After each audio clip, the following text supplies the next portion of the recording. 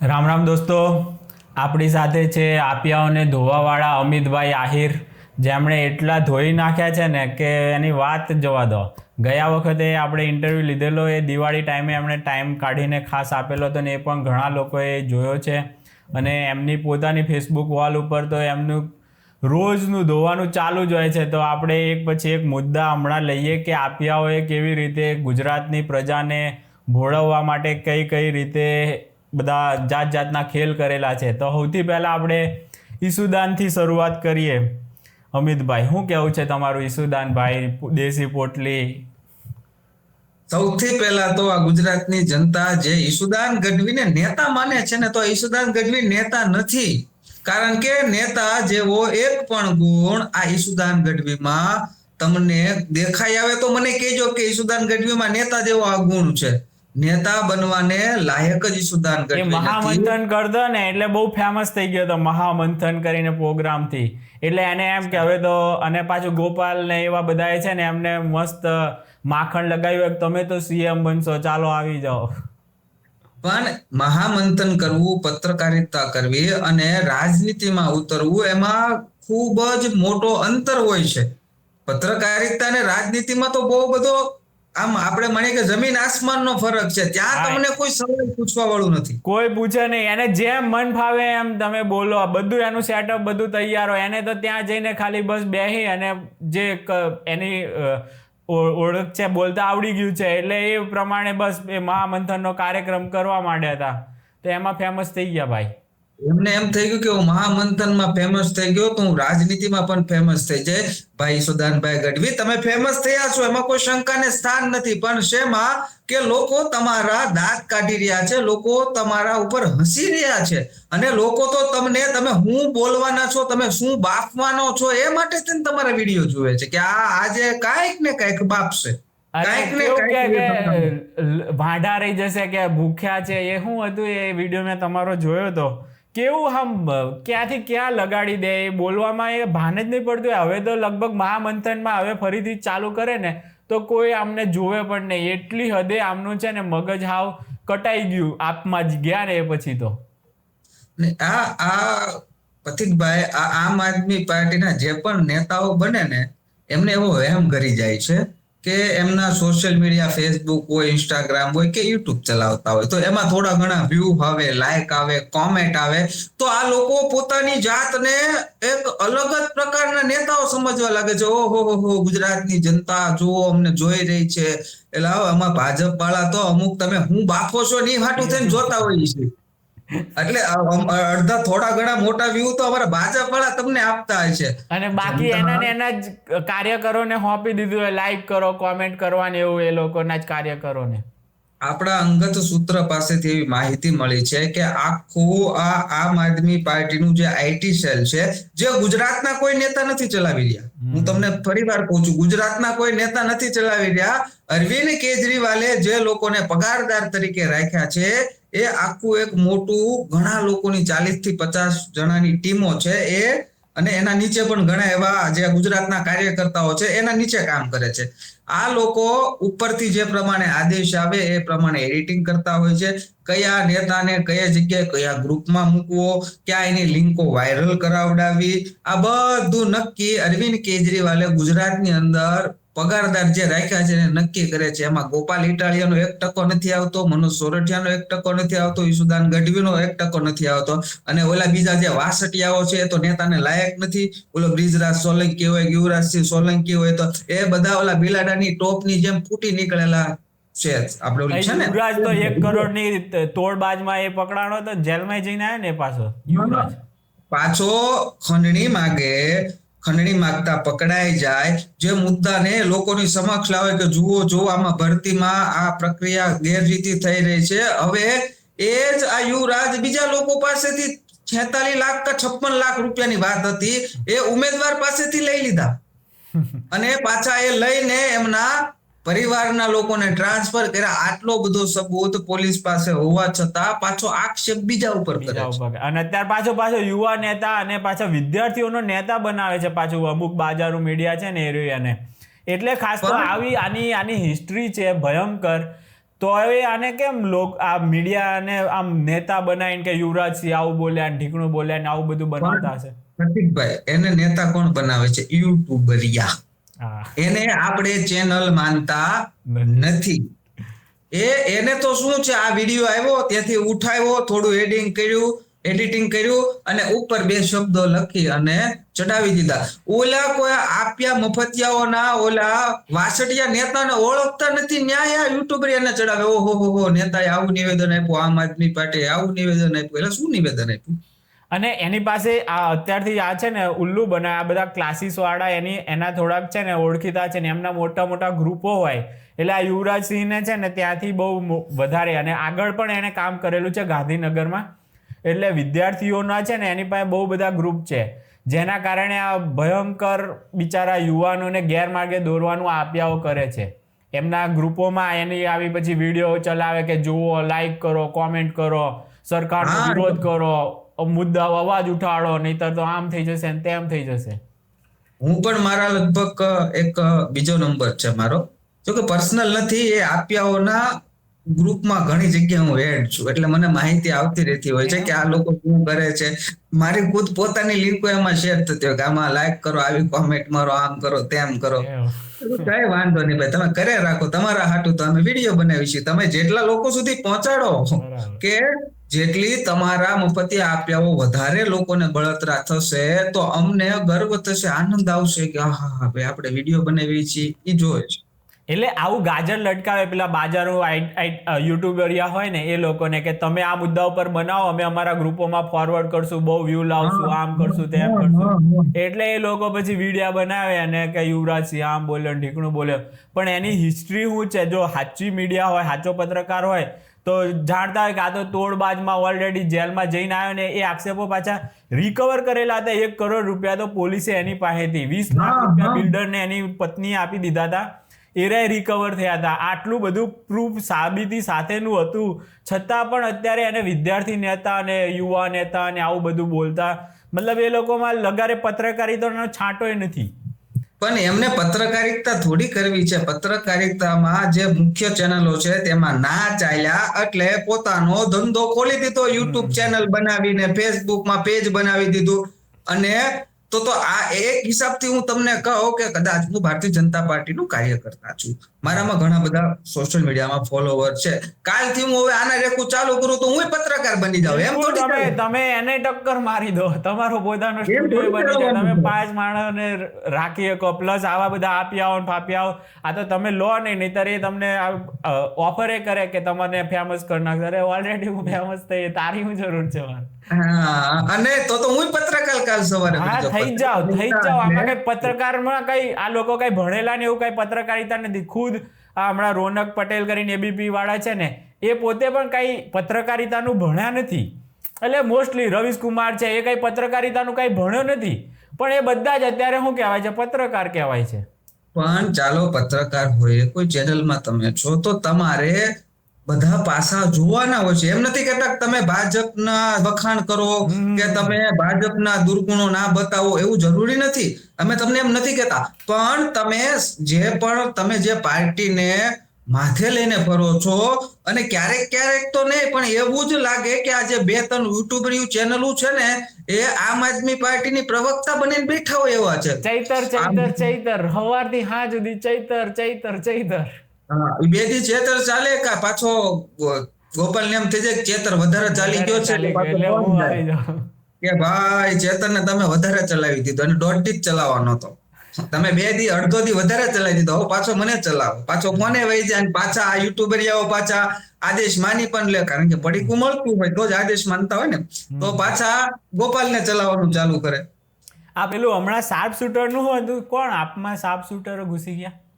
હા, એ આમ આદમી પાર્ટીની કચ્છની અંદર સભા હતી. એ સભાની અંદર શાર્પ શૂટરો આટા ફેરા મારતા હતા. એ શાર્પ શૂટરો આટા ફેરા તો મારતા હતા, પણ ઓલી આમ આદમી પાર્ટીની મહિલા નેતા ડોક્ટર કાયનાત અંસારી, હવે આ બેન એમની ઓફિસની અંદર કેક ખવડાવે છે, એકબીજાને મોઢામાં કેક ખવડાવે છે. આવડા ફોટા ગુજરાતમાં વાયરલ થયા. તો આ બેન, આ આપની મહિલા નેતા, આ બેન શ્રી પાછા તો વળતા નથી, લાજવાના બદલે ગાજી રહ્યા છે કે મારી કે આમ આદમી પાર્ટીનું કે આ ડોક્ટર કાયનાત અંસારીના જો ગુનેગાર સાથે કોઈ સંબંધ હોય એવું હોય તો તમારે તંત્ર પાસે જવું જોઈએ. એટલે આમાં હું અમે તંત્ર પાસે જવાનું? તમે જોઈએ જ છે એકબીજાને મોઢા ઓલા કરો. આ તો સારું થયું આ ફોટા વાયરલ થયા, આ કેક કાપતા, નકર તો આ આપના મહિલા નેતા ડોક્ટર કાયનાત અંસારી તો એમ કે ભાજપ વાળાએ અમારી સભાને ડિસ્ટર્બ કરવા માટે થઈને આ શાર્પ શૂટરોને સભામાં મૂક્યા. કે અમારી આમ આદમી પાર્ટીની કચ્છની અંદર લોકપ્રિયતા વધી રહી છે એટલે ભાજપના લોકો આવા ષડયંત્ર કરી રહ્યા છે. ભાજપના નેતાઓ આવા શાર્પ શૂટરોને ગોતીને અમારી સભામાં મોકલી રહ્યા છે. આ તો એવો આક્ષેપ કરી દે, આ તો પકડાઈ ગયા, આમ દેખાતું હતું. દારૂડિયા, તોડબાજ, હવે કોઈ બાકી નતું તો શાર્પ શૂટરે આવી ગયા. હજુ કઈ બાકી છે? જો આમ આદમી પાર્ટી દારૂડિયા હોય એના માટે લાલ જાજમ પાથરે, છેડતી બાજુ હોય એના માટે લાલ જાજમ પાથરે, બનાવે ગાળો બોલવાના માસ્ટર હોય એને તો હામાં લેવા જાય. ઈશુદાન ગઢવી, ગોપાલ ઇટાલિયા, મનોજ સોરઠિયા કે તમારી ખાસ જરૂર છે, તમારી જ જરૂર છે. ગાળો બોલતા તો આવડવું જોઈએ, એને તો અમે પેલા લઈ લઈએ છીએ, એમાં એમ કઈ જોતા જ નથી. પછી બુટલેગરો જો, પછી એમના પ્રમુખોના ભાઈ પકડાય, એવા છેડતી બાજો, ગુંડાઓ, આવારા તત્વો, આ બધાને આમ આદમી પાર્ટી લાલ જાજમ પાથરીને પોતાની પાર્ટીમાં બોલાય. હવે જયારે આ પકડાઈ જાય કે આના કોઈ કાંડ બારા આવે એટલે ઓલો ગોપાલ ઇટાલિયા હોય કે ઈશુદાન ગઢવી હોય કે આમ આદમી પાર્ટીનો કોઈ નેતા હોય, કેવું કે ખબર કે અમે તો જાહેર જીવનના માણસો છીએ, અમારી સાથે ફોટો પડાવી જાય. અરે વાહ વાહ વાહ, સુરતની ગાંજાવાળી અરવિંદ કેજરીવાલના ચેલા ચપાટાઓ હોવા. જ્યારે આવી ઘટના કોઈ ભારતીય જનતા પાર્ટીના કોઈ નેતા સાથે કોઈ વ્યક્તિનો ફોટો વાયરલ થાય, ભયંકર. આજ ઈશુદાન ગઢવી, આજ ગોપાલ ઇટાલિયા, આજ મનોજ સોરઠિયા કે આ બધા આપના નેતાઓ અને આ ગોપાલ ઇટાલિયાના પાગ્યાઓ મોટા ઉપાડે આખા સોશિયલ મીડિયાની અંદર ઉભા રોડે દોડીને નાગીટ ડાન્સ કરતા હોય કે જુઓ આ પકડાણો ભાજપના નેતા સાથે એમનો આવો સંબંધ છે, તેવો સંબંધ છે. ત્યારે કોઈનું જાહેર જીવન દેખાતું નથી ભાઈ. બરાબર, ત્યારે કેતા જાહેર જીવન છે, પણ પોતાના ઉપર આવી જાય એટલે આ લોકો ખુલાસા આવા આપવા મળે. અને પાછા ગોપાલના આ પાકી ગયેલા કેળા હોય પાછા વાહ વાહ જય ગોપાલ કરતા ફરતા હોય કે સાચી વાત છે, સાચી વાત છે, સાચી વાત છે. શું સાચી વાત છે? સત્ય સ્વીકારી લો. બિલકુલ. અને જીતુભાઈ વાઘાણી સામે આવે તો ગળે પડે ડાયરેક્ટ કે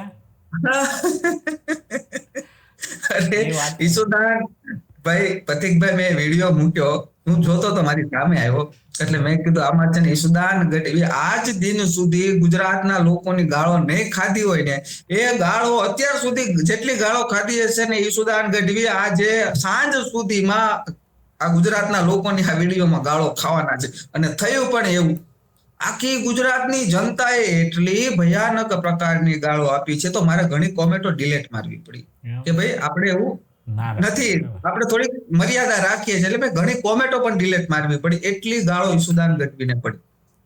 તમે વિચાર તો કરો. અને ઈશુદાનભાઈ ગઢવી કે ગોપાલ ઇટાલિયા ચેતર વસાવા હોય, હાલો માની લીધું કે ભાઈ એ શાસક પક્ષના નેતાઓ છે, તમે વિરોધ પક્ષના નેતાઓ છો, તો તમારી અમુક મર્યાદા હોય છે. તમે હા બોલો, તમે વિરોધ કરો, તમને વિરોધ કરવાનું કોઈ પણ ના નથી, પણ તમે તમારી ભાષાને સંયમિત રાખો, તમારી ભાષાને તમે મર્યાદિત રાખો, એ પ્રમાણે તમે વિરોધ કરો. હા, તમે જનતાના હિત માટે લડતા હો, જનતાનું કોઈ કલ્યાણ થતું હોય તમારા હિસાબે થઈને, તો એની એક સિસ્ટમ છે, એ પ્રમાણે ચાલો. તમને આ ગોપાલ ઇટાલિયા ધારાસભ્ય છે, આ ઈશુદાન ગઢવી એક આમ આદમી પાર્ટીનો પ્રદેશ પ્રમુખ છે, મનોજ સોરઠિયા મહામંત્રી છે, તો આ લોકો જઈને જે પણ સમસ્યાઓ હોય એ સમસ્યાને રૂબરૂ રજૂ કરે. પાછા આ સમસ્યાઓ એવી લઈ જાય કે પંજાબમાં આમ આદમી પાર્ટીની સરકાર છે, ત્યાં ઓલા ખેડૂતો તૂટી ગયા હોય સમસ્યા રજૂ કરી અને ન્યાય સમસ્યા આજ દિન સુધી હલ ના કરતા એવી સમસ્યા પાછા ગુજરાતના મુખ્યમંત્રી પાસે લઈને જાય કે આ અમારી સમસ્યા હલ કરી દો. આવી દોગલા લીધી તો ના ચાલે ને. હા, તમે એમનો પણ મુખ્ય જ એમનો જ અત્યારે નવરો થઈ ગયો છે તો એનાય આટા વધી ગયા છે પાછા. કોના? કેજરીવાલના. હા, એને તો ક્યાં ધંધો કર્યો? આ કહેતા હતા વિશાળ દરવાળી કરીએ, પણ ત્યાં એક બીજી માહિતી તમને આપું અંદરની. આમ આદમી પાર્ટીના મોટા નેતાઓને ખબર હશે કે અરવિંદ કેજરીવાલને આ લોકો ગુજરાતમાં આવવા દેવા માટે થઈને રાજી નથી. હમ. આ તો ઓલો સુપ્રીમો છે. હવે એને ખબર પડી જાય કે આ લોકો આવા ષડયંત્રો કરી રહ્યા છે તો પછી ઉપરથી જે ઓલું બટકું આવે છે ને, બિસ્કિટના ટુકડાઓ આવે, એ બંધ થઈ જાય. બાકી હકીકત આ જ વાત છે. અને આ ખાસ કરીને ગોપાલ ઇટાલિયાના મનની વાત છે. કારણ કે જેવો અરવિંદ કેજરીવાલ આવે એટલે કંઈક ને કંઈક બાફી જાય.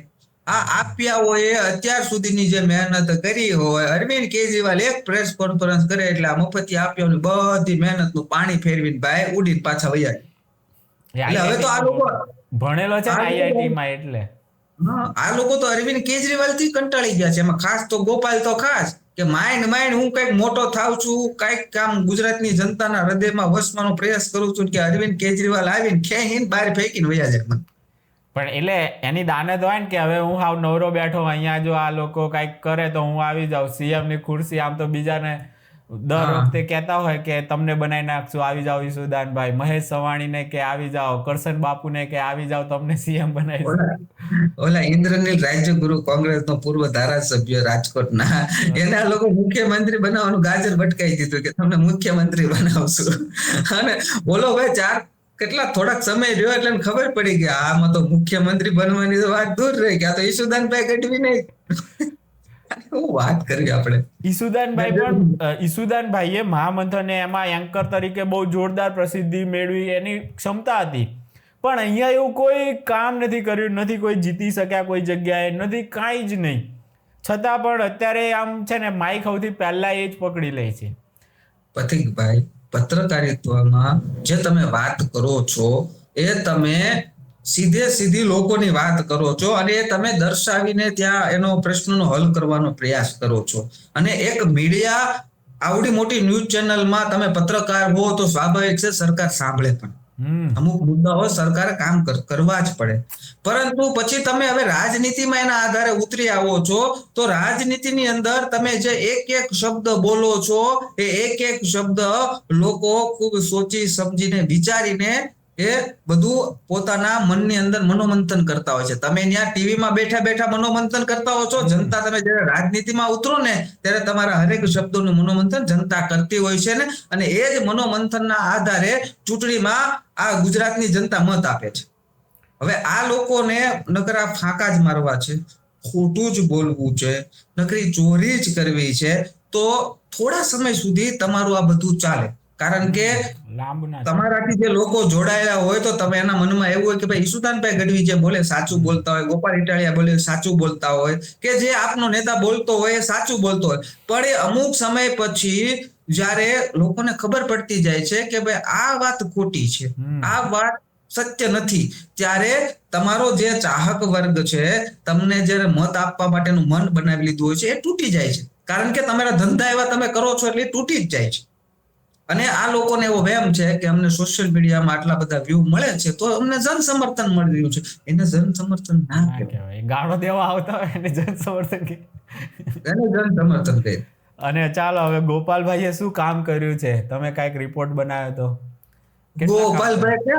ગોપાલભાઈ કામ ના કરે એવું બને કોઈથી?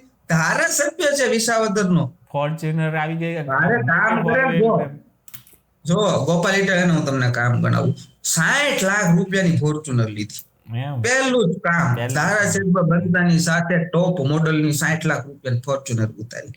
બીજું કામ, ઓલા ગામની અંદર બેલા એક બેનના ઘરની આડે નડતા હતા, એટલે ગોપાલભાઈ ત્યાં જઈને બેલા હટાવી દીધા, બેલા હાથે પોતાને લઈને સાઈડમાં મૂકી દીધા. આ બીજું કામ કર્યું. અને એ કામ તો કર્યું, પણ ઓલા જે હગા ભાઈઓ હતા કાકા બાપાના, એને થોડાક બોલવાના નહોતા વ્યવહાર.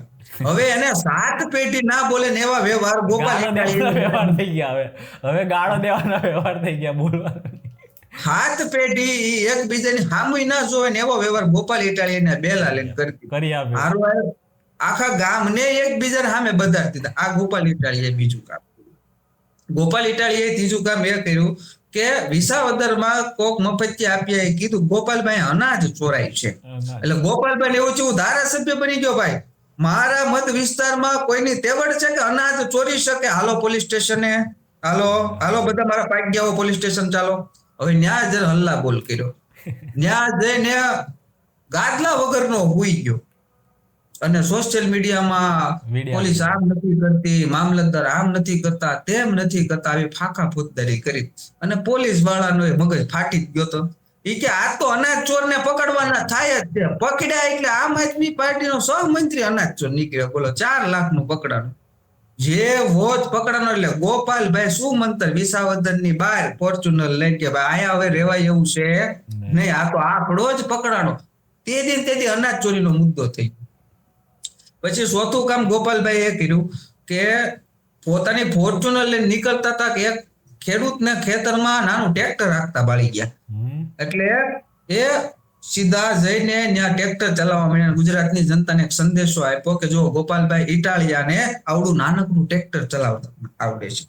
5મું કામ ગોપાલ ઇટાલિયાએ એ કર્યું કે એક વાડીની અંદર ખેડૂતો કામ કરી રહ્યા હતા તો ગોપાલભાઈ 2 તાર ફેન્સિંગ આવે ને ઊંચા કરીને એ પોતાના હાથેથી જ ઊંચા કરીને ગોપાલભાઈ ખેડૂતોને મળવા ગયા અને તાર ફેન્સિંગ ઊંચા કરતો ફોટો સોશિયલ મીડિયામાં મૂકીને એવું કીધું જો હું ખેડૂતને મળવા જાઉં છું. આ 6મું કામ. 7મું કામ ગોપાલભાઈએ વાડીમાં જઈને માંડવીના પાથરા ઉપાડ્યા 10-12 આમ ત્યાં મૂક્યા ને એનો વિડીયો બનાવ્યો અને સોશિયલ મીડિયામાં મૂક્યો. પછી 8મું કામ ગોપાલભાઈ એ કર્યું કે ખેડૂતના ખેતરની વાડીમાં જઈને ઘાસડી કેમ બંધાય એ ઘાસડી બાંધવાનો વિડીયો બનાવ્યો અને એને સોશિયલ મીડિયામાં મૂક્યો કે જો આ ગુજરાતની જનતા ધારાસભ્ય બન્યા બાદ ગોપાલ ઇટાલિયા તમને ઘાસડી બાંધતા શીખવાડે છે, આ ઘાસડી આવી રીતે બંધાય. પછી 9મું કામ એ કર્યું કે એક માડીને, એ તો હમણાં જ કીધું, આ તો હું તમને મોટા મને યાદ છે એટલા કામ કરું, નકર તો આપણે કલાક વહી જાય કામ ગણાવશું તો. ગોપાલભાઈ ધારાસભ્ય કામ એક માડીને લીમડાનું દાંતણ કરવું એટલે એ માડીને ગોપાલ ઇટાલિયાએ લીમડાની 2-4 ડાળકીઓ તોડીને એ માડીને આપી લ્યો માડી દાંતણ કરો. હું ધારાસભ્ય છું, માડી તમારે દાંતણ કરવા માટે તમારે થોડો હાથ લંબાવવો પડે, હું ધારાસભ્ય છું એટલે તમે મને ધારાસભ્ય કે બનાવ્યો લીમડાની ડાળકીઓ તોડવા. એટલે ડોશીમાને લીમડાની ડાળકીઓ આપી. અને 10મું કામ એને એ કર્યું કે મસ્ત મજાનો દાળ બાટીનો પ્રોગ્રામ કર્યો. ગોપાલભાઈ ધારાસભ્ય છે અને આ વિસાવદરની આ ભોળી જનતાએ આ કામ કરવા માટે તેને ધારાસભ્ય બનાવ્યા છે. આવો વેમ ગોપાલ ઇટાલિયન કરી ગયો છે અને પાછો આવો વેમ ગોપાલ ઇટાલિયા એના પાગ્યાઓને કરાવી દીધો છે કે જો ગોપાલ ઇટાલિયા આના માટે ધારાસભ્ય કરો, પ્રોગ્રામ કરો. વિસાવદરની જનતાની અંદર અત્યારે એટલો આક્રોશ છે, પરંતુ હવે વિસાવદરની જનતા જો અત્યારે તાત્કાલિક ખુલીને બહાર આવવા મળે તો આખી ગુજરાતની જનતા એમના દાંત કાઢે એમ છે કે તમને પહેલા જ કીધું હતું કે આ કોઈ કામનો માણસ નથી, ગોપાલ ઇટાલિયા નકામો માણસ છે. એટલે આ થોડાક અંદર તો અંદરથી શરમાય છે. બાકી ચૂંટણી હજી અઠવાડિયા પછી 15 દિવસ પછી થાય, ગોપાલ ઇટાલિયા હારી જાય, હું તમને 100% ગેરંટી આપું. અને ગોપાલ ઇટાલિયાને કરવી હોય હું ચેલેન્જ આપું છું કે ગોપાલ ઇટાલિયા રાજીનામું આપે ને પાછી પેટા ચૂંટણી લાવવામાં આવે ગોપાલ ઇટાલિયા હારી જાય. બિલકુલ. હાલો આ ચેલેન્જ ગોપાલ ઇટાલિયા સ્વીકારી લે. જો એને પોતાને એમ હોય કે હું ગુજરાતની અંદર સૌથી મોટો આમ આદમી પાર્ટીનો નેતા છું તો અત્યારે આ ચેલેન્જ સ્વીકારી લે ગોપાલ ઇટાલિયા અને રાજીનામું આપે પેટા ચૂંટણી આવે ગોપાલ ઇટાલિયા હારી જાય. નહીં સ્વીકારે ચેલેન્જ. હવે ધારાસભ્ય આવતી વખતે તો ખબર પડી જાય આના એકના હાટો થઈને આપણે કેટલી મશીનરીનો દુરુપયોગ કરવાનો.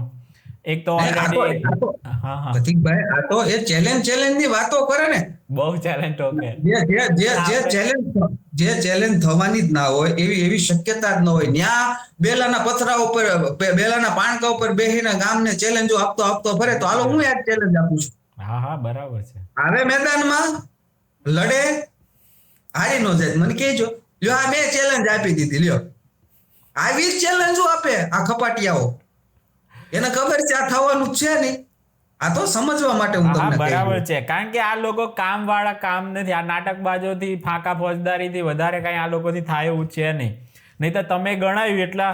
આ તો સિરિયસલી હવે વાત કરીએ તો આમાં કયું કામ છે જે કામ કહેવાય? આ તો પ્રતીકભાઈ મને એટલા યાદ આવ્યા કે સાલુમાં ઇન્ટરવ્યુમાં એટલા યાદ આવ્યા, નકર હું લિસ્ટ બનાવીને તમને મોકલું ને તો લગભગ આપણે 1 કલાક તો ગોપાલના કામ ગણવામાં ઇન્ટરવ્યુ હાલે, એટલા બધા કામ કર્યા ગોપાલ. ચૈતરને છોડાવવા ગયા હતા ત્યાંથી શરૂ કરી, એ બધા ભૂલાઈ જાય, જવા દીધી, પછી બહાર આવતી, પછી રાજુને બેને અંદર મોકલ્યા, એ હજુ બહાર ક્યારે આવે એ ખબર નથી. ખેડૂતો અત્યારે ત્રાસી ગયા છે, એમના ફોન નથી ઉચકતા, ખાતર ને એવું મળતું નથી વિસાવદરના ખેડૂતોને બિચારાને. એ બધા કેટલાય કામ હજુ તો બાકી છે. એ ગોપાલભાઈ આ 2 વર્ષ છે તો એ બધા કામ એક દિવસમાં થોડા કરી દે. થાય ને, પણ 2 દિવસ 6 મહિના જ થઈ ગયા, એક તો કરવું જોઈએ ને. એક બતાવે પાછો પ્રતિકભાઈ અમુક યુટ્યુબરિયા ચેનલો છે તેને આ લોકો મને એમ છે કે પેડ ઇન્ટરવ્યુ કરતા હશે મારા ખ્યાલ. પેડ હોય છે. મને છે ને અંદરથી વાત મળી હતી, 1.5 લાખ રૂપિયાથી લઈને 5 લાખ રૂપિયા સુધી આપે છે. એટલે ઓલા લોકો એવા સવાલ પૂછે અને આ ભાઈ એવા જવાબ આપે, કારણ કે સામો કોઈ સવાલ પૂછવા આવતો હોય નહીં. એટલે એક ચેનલ છે, નામ નહીં લઉં, નામ લઈશ તો પાછો કે હે માનહાનિ ના તે કરશે ખોટે ખોટું. જો કે ડરતા તો નથી એવા તો હોય, પણ આપણે એને ખબર પડી જાય, મારા ફોન આવતો હોય ને એટલે ખબર પડી જાય. એને આ ગોપાલ ઇટાલિયાનો એ પેડ જે કર્યો તે હવે એને સવાલ પૂછો કે વિસાવદરમાં કામ શું કર્યા તમે? તો આ ટણપો કામ ગણાવવા બદલે શું કે ખબર કે મેં વિસાવદરની અંદર લાઇબ્રેરી ખોલી છે, વિસાવદરમાં મારા કાર્યાલયની અંદર લાઇબ્રેરી ખોલી, વિસાવદરની અંદર અમે 3 કાર્યાલય બનાવ્યા છે, એક ભેસાણમાં ચાલુ થઈ ગયું છે અને એક કાર્યાલય જે બીજું છે ને અમારા ભાઈ ઓલા જેલમાં છે એટલે કામ અટકી ગયેલું છે. પછી કે આ વિસાવદરની જનતા માટે થઈને કે અમે ઓલું શું કહેવાય ઝેરોક્સ મશીન ને પ્રિન્ટ કાઢવાનું એ બધું અમે અમારી ઓફિસ ઉપર બધી એવી સુવિધા કરી છે. અરે મેં કીધું ભાઈ આવી તો ભારતીય જનતા પાર્ટીનો કોર્પોરેટર બને એની ઓફિસમાં કરે છે ભાઈ, તે શું નવાઈ કરી? એટલે તને 2 રૂપિયા ઝેરોક્સ કરાવવા વિસાવદરની જનતા ફરતું કરે છે. અહીંયા ઓલપાડમાં મેં જોયું હતું તો એ લોકોની આખી એ વાન આખી બનાવેલી હોય અને ગામે ગામ જાય ને આ બધું કરી આપે છે. બોલો. તો એ કે પાછો ઓલો પત્રકાર એને સવાલ એ નથી પૂછતો પાછો કે ગોપાલભાઈ મેં તમને કામ શું કર્યા ને એ કીધું છે, મેં તમને તમારી ઓફિસમાં શું સુવિધા ઉભી કરી નથી કીધું. એટલે વિસાવદરની જનતા તારીને 2 રૂપિયા ઝેરોક્સ કરાવવા આવવા માટે તને ધારાસભ્ય બનાવ્યો કે આ ભાઈ ગોપાલભાઈ ઇટાલિયાનું કાર્યાલય છે, અમારે 2 રૂપિયા ઝેરોક્સ કરાવવાની આલો કરતો. એના માટે થોડી તને ધારાસભ્ય બનાવ્યો. એને તો એ જ કદાચ હશે, એ જ ઇન્ટરવ્યુ વાળીને કીધેલું કે કોઈ ટાંકી પાડવા વાળું નથી એવું કીધેલું ને હજુ એ ટાંકી હવે પૂછતાય નથી કોઈ ઇન્ટરવ્યુ વાળા, કારણ કે પેડ હોય એમાં સવાલો પરફેક્ટ જે પહેલેથી તૈયાર થયેલા હોય ને કે આ જ પૂછવાના, એના તો પૈસા આપેલા હોય, 5 લાખ રૂપિયા સુધી આપે છે. એટલે પછી એમાં પછી હર્ષ સંઘવીને ગાળો દેવાના ને એવા પાછા એમ ફાકા ફોજદારી એના વિરુદ્ધ કરવાની, એટલે એના સવાલો પૂછાવડાવે કે આમ પૂછજો, એટલે હું એના તૈયારી કરીને આવ્યો હોય એટલે કે હું બોલીશ આમ કે હર્ષભાઈ આમ કર્યું. તો હર્ષભાઈ હવે તો નાયબ, આપણે પહેલા તો નતા, હવે તો નાયબ. હવે આપણે મંત્રીમંડળની થોડીક વિગતો જાણી લઈએ કે કેવી રીતનું નવું મંત્રીમંડળ છે. બધા યુવાઓ ખાસ દેખાય છે આમાં. તો સૌથી જો અત્યારનું જે ગુજરાતની અંદર જે મંત્રીમંડળ બનાવવામાં આવ્યું છે એમાં સૌથી વધારે યુવા ચહેરાઓને પણ સ્થાન આપવામાં આવ્યું છે. જે અમુક જૂના મંત્રીઓ હતા તેમને પણ સ્થાન આપવામાં આવ્યું છે, અમુક પીઢ મંત્રીઓ હતા તેમને પણ સ્થાન આપવામાં આવ્યું છે. એટલે એક એવો સમન્વય ભેગો કરવામાં આવ્યો છે કે ગુજરાતની જનતાને પડતી મુશ્કેલીઓનું નિવારણ ટૂંક સમયમાં આવે. હરેક રાજ્યની અંદર મંત્રીમંડળમાં ફેરફાર થતા હોય છે, ચાહે આમ આદમી પાર્ટી હોય, કોંગ્રેસ પાર્ટી હોય કે ભારતીય જનતા પાર્ટી હોય, કોઈ પણ પાર્ટી હોય, એમાં મને આજ સુધી બતાવો કે કોઈ મંત્રીઓને ફેરફાર ના કર્યો. કરવા જ પડે. કઈ 182 છે તો પછી બીજાને મોકો મળે, પછી જેને સારું કામ કર્યું છે એને બઢતી મળે, આવું બધું કરવું જ પડે. કારણ કે હરેક રાજકીય પાર્ટીઓ જાતીય સમીકરણો, બહુ બધા એવા સમીકરણો હોય છે, તેમના ધ્યાનમાં લઈને એ મંત્રીઓ બનતા હોય છે અને મોટા ભાગના મંત્રીઓને જેમનું જે સમીકરણ બેસતું હોય છે એ પ્રમાણે તેમને યોગ્ય રીતે પદ આપવામાં આવે છે. આ બધી પાર્ટીમાં આપવામાં આવે છે, એવું ભારતીય જનતા પાર્ટીનું કેવું નથી. અને જે ભારતીય જનતા પાર્ટીના જે મંત્રીઓ બને છે અને એમની સૂચનાઓ જ હોય છે કે તમારે જનતાની વચમાં રહેવાનું છે, જનતાના કામ કરવાના છે. પણ આ આમ આદમી પાર્ટીના જે કાર્યકર્તાઓ છે કે આમ આદમી પાર્ટીના અમુક એક ત્રીજી હરોળના નેતાઓ છે, બીજી હરોળના નેતાઓ, એમને આ ઉપલી હરોળના જે નેતાઓ છે ક્યારેય સચિવાલયમાં લઈ તો જવાના નથી. એટલે સચિવાલયમાં લઈ જાય તો ગોપભાઈ બાજુ ચારે બાજુ ફરવાનું હોય અને કેવા ટાણે લઈ જાય કે આ લોકો જયારે સચિવાલયનું સત્ર ચાલુ હોય ત્યારે લઈ જાય, એટલે આ ગયા જોયું આવી રીતે આવું કામ થાય છે એમ કરે. પછી હમણાં ગોપાલ ઇટાલિયા તેમના વિસાવદનના લોકોને લઈને એ હર્ષભાઈ મુખ્યમંત્રી શ્રી સાહેબને અને બીજા મંત્રીને મળવા માટે ગયા. હું તમને 100% ગેરંટી આપું છું કે એની સાથે ગયેલા 8 લોકો, જેટલા 10-15 ગયા છે એમાંથી પોણા ભાગના લોકો ભારતીય જનતા પાર્ટીના કામથી ખુશ થઈ ગયા છે. મનમાં ખુશ જ હશે, પણ ગોપાલ ઇટાલિયાને કીધું નહીં હોય. કારણ કે લોકો પહેલી વાર ગયા છે. અમે વારંવાર જતા હોઈએ છે સચિવાલયની અંદર.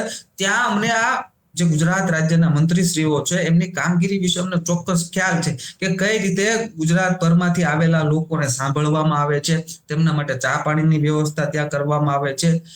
ક્યારેક વધારે ભીડ હોય તો માની લઈએ કે કલાક, 1.5 કલાક, 2 કલાક લેટ વારો આવી શકે, કારણ કે બહુ બધા મળવા આવતા હોય છે. પછી પ્રતિકભાઈ, બીજી વાત તમે સાંભળી કે ગોપાલ ઇટાલિયા જેમ ફાવે તેમ હર્ષભાઈ સંઘવી વિશે ટીકા ટિપ્પણીઓ કરતો હતો, મજા આવે એવા શબ્દો બોલતો હતો, અને ગોપાલ ઇટાલિયા હર્ષ સંઘવીને પોતાનો જાણી દુશ્મન ગણતો હતો. આખી ગુજરાતની જનતા જાણે છે. હમણાં થોડા દિવસ પહેલા ભાઈ મળવા ગયો, એને પ્રશ્નોની રજૂઆત કરી. હર્ષભાઈ સંઘવીએ સામેથી ફોન કરીને કીધું કે આ પ્રશ્નો છે એમાં અમારી સરકાર જેટલી બનતી એટલી મદદ કરશે. ફોન કરીને હર્ષભાઈ કીધું. આ મારું સ્ટેટમેન્ટ નથી, આ ગોપાલ ઇટાલિયા ખુદ પોતે આપેલું મીડિયા સમક્ષનું સ્ટેટમેન્ટ છે.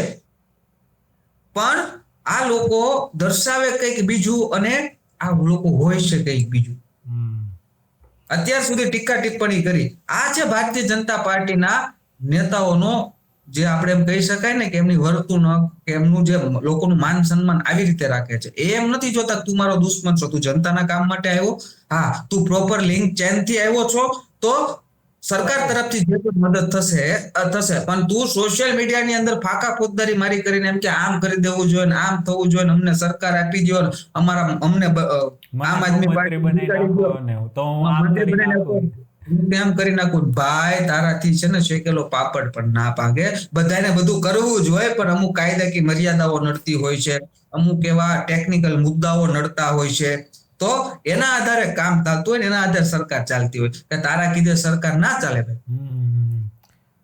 તમારે કઈ હર્ષભાઈ ને હમણાં ક્યાંય મળવાનું થયેલું કે છેલ્લે? હા, મારે એક કિસ્સો કેવો છે. મેં જો કે મારા સોશિયલ મીડિયામાં કીધો છે, પણ હું તમારી આ ચેનલના માધ્યમથી કહું છું કે આ આમ આદમી પાર્ટીના જેટલા પણ લોકો છે અને આ કોંગ્રેસના જેટલા પણ લોકો છે, આ એમના જે નેતાઓ છે, જિગ્નેશ મેવાણી હોય કે આ ગોપાલ ઇટાલી, સુદાન ગઢવી, જે રીતે હર્ષભાઈને ઘણા સમયથી એક જ ચોક્કસ રીતે ટાર્ગેટ કરવામાં આવ્યા. કારણ કે એમની આ નાની ઉંમરમાં આ રાજ્યના ગૃહ રાજ્યમંત્રી બનવું અને આ જ નાની ઉંમરમાં આ રાજ્યના ઉપમુખ્યમંત્રી બનવું, આટલી નાની ઉંમરમાં આ એક ખૂબ મોટો સંદેશો છે કે ભારતીય જનતા પાર્ટીનું નેતૃત્વ છે, જેમનામાં ક્ષમતા હશે, જેમનામાં આવડત હશે, જેમનામાં ગુણ હશે, તેમને ભારતીય જનતા પાર્ટી આગળની હરોળમાં લઈ જશે.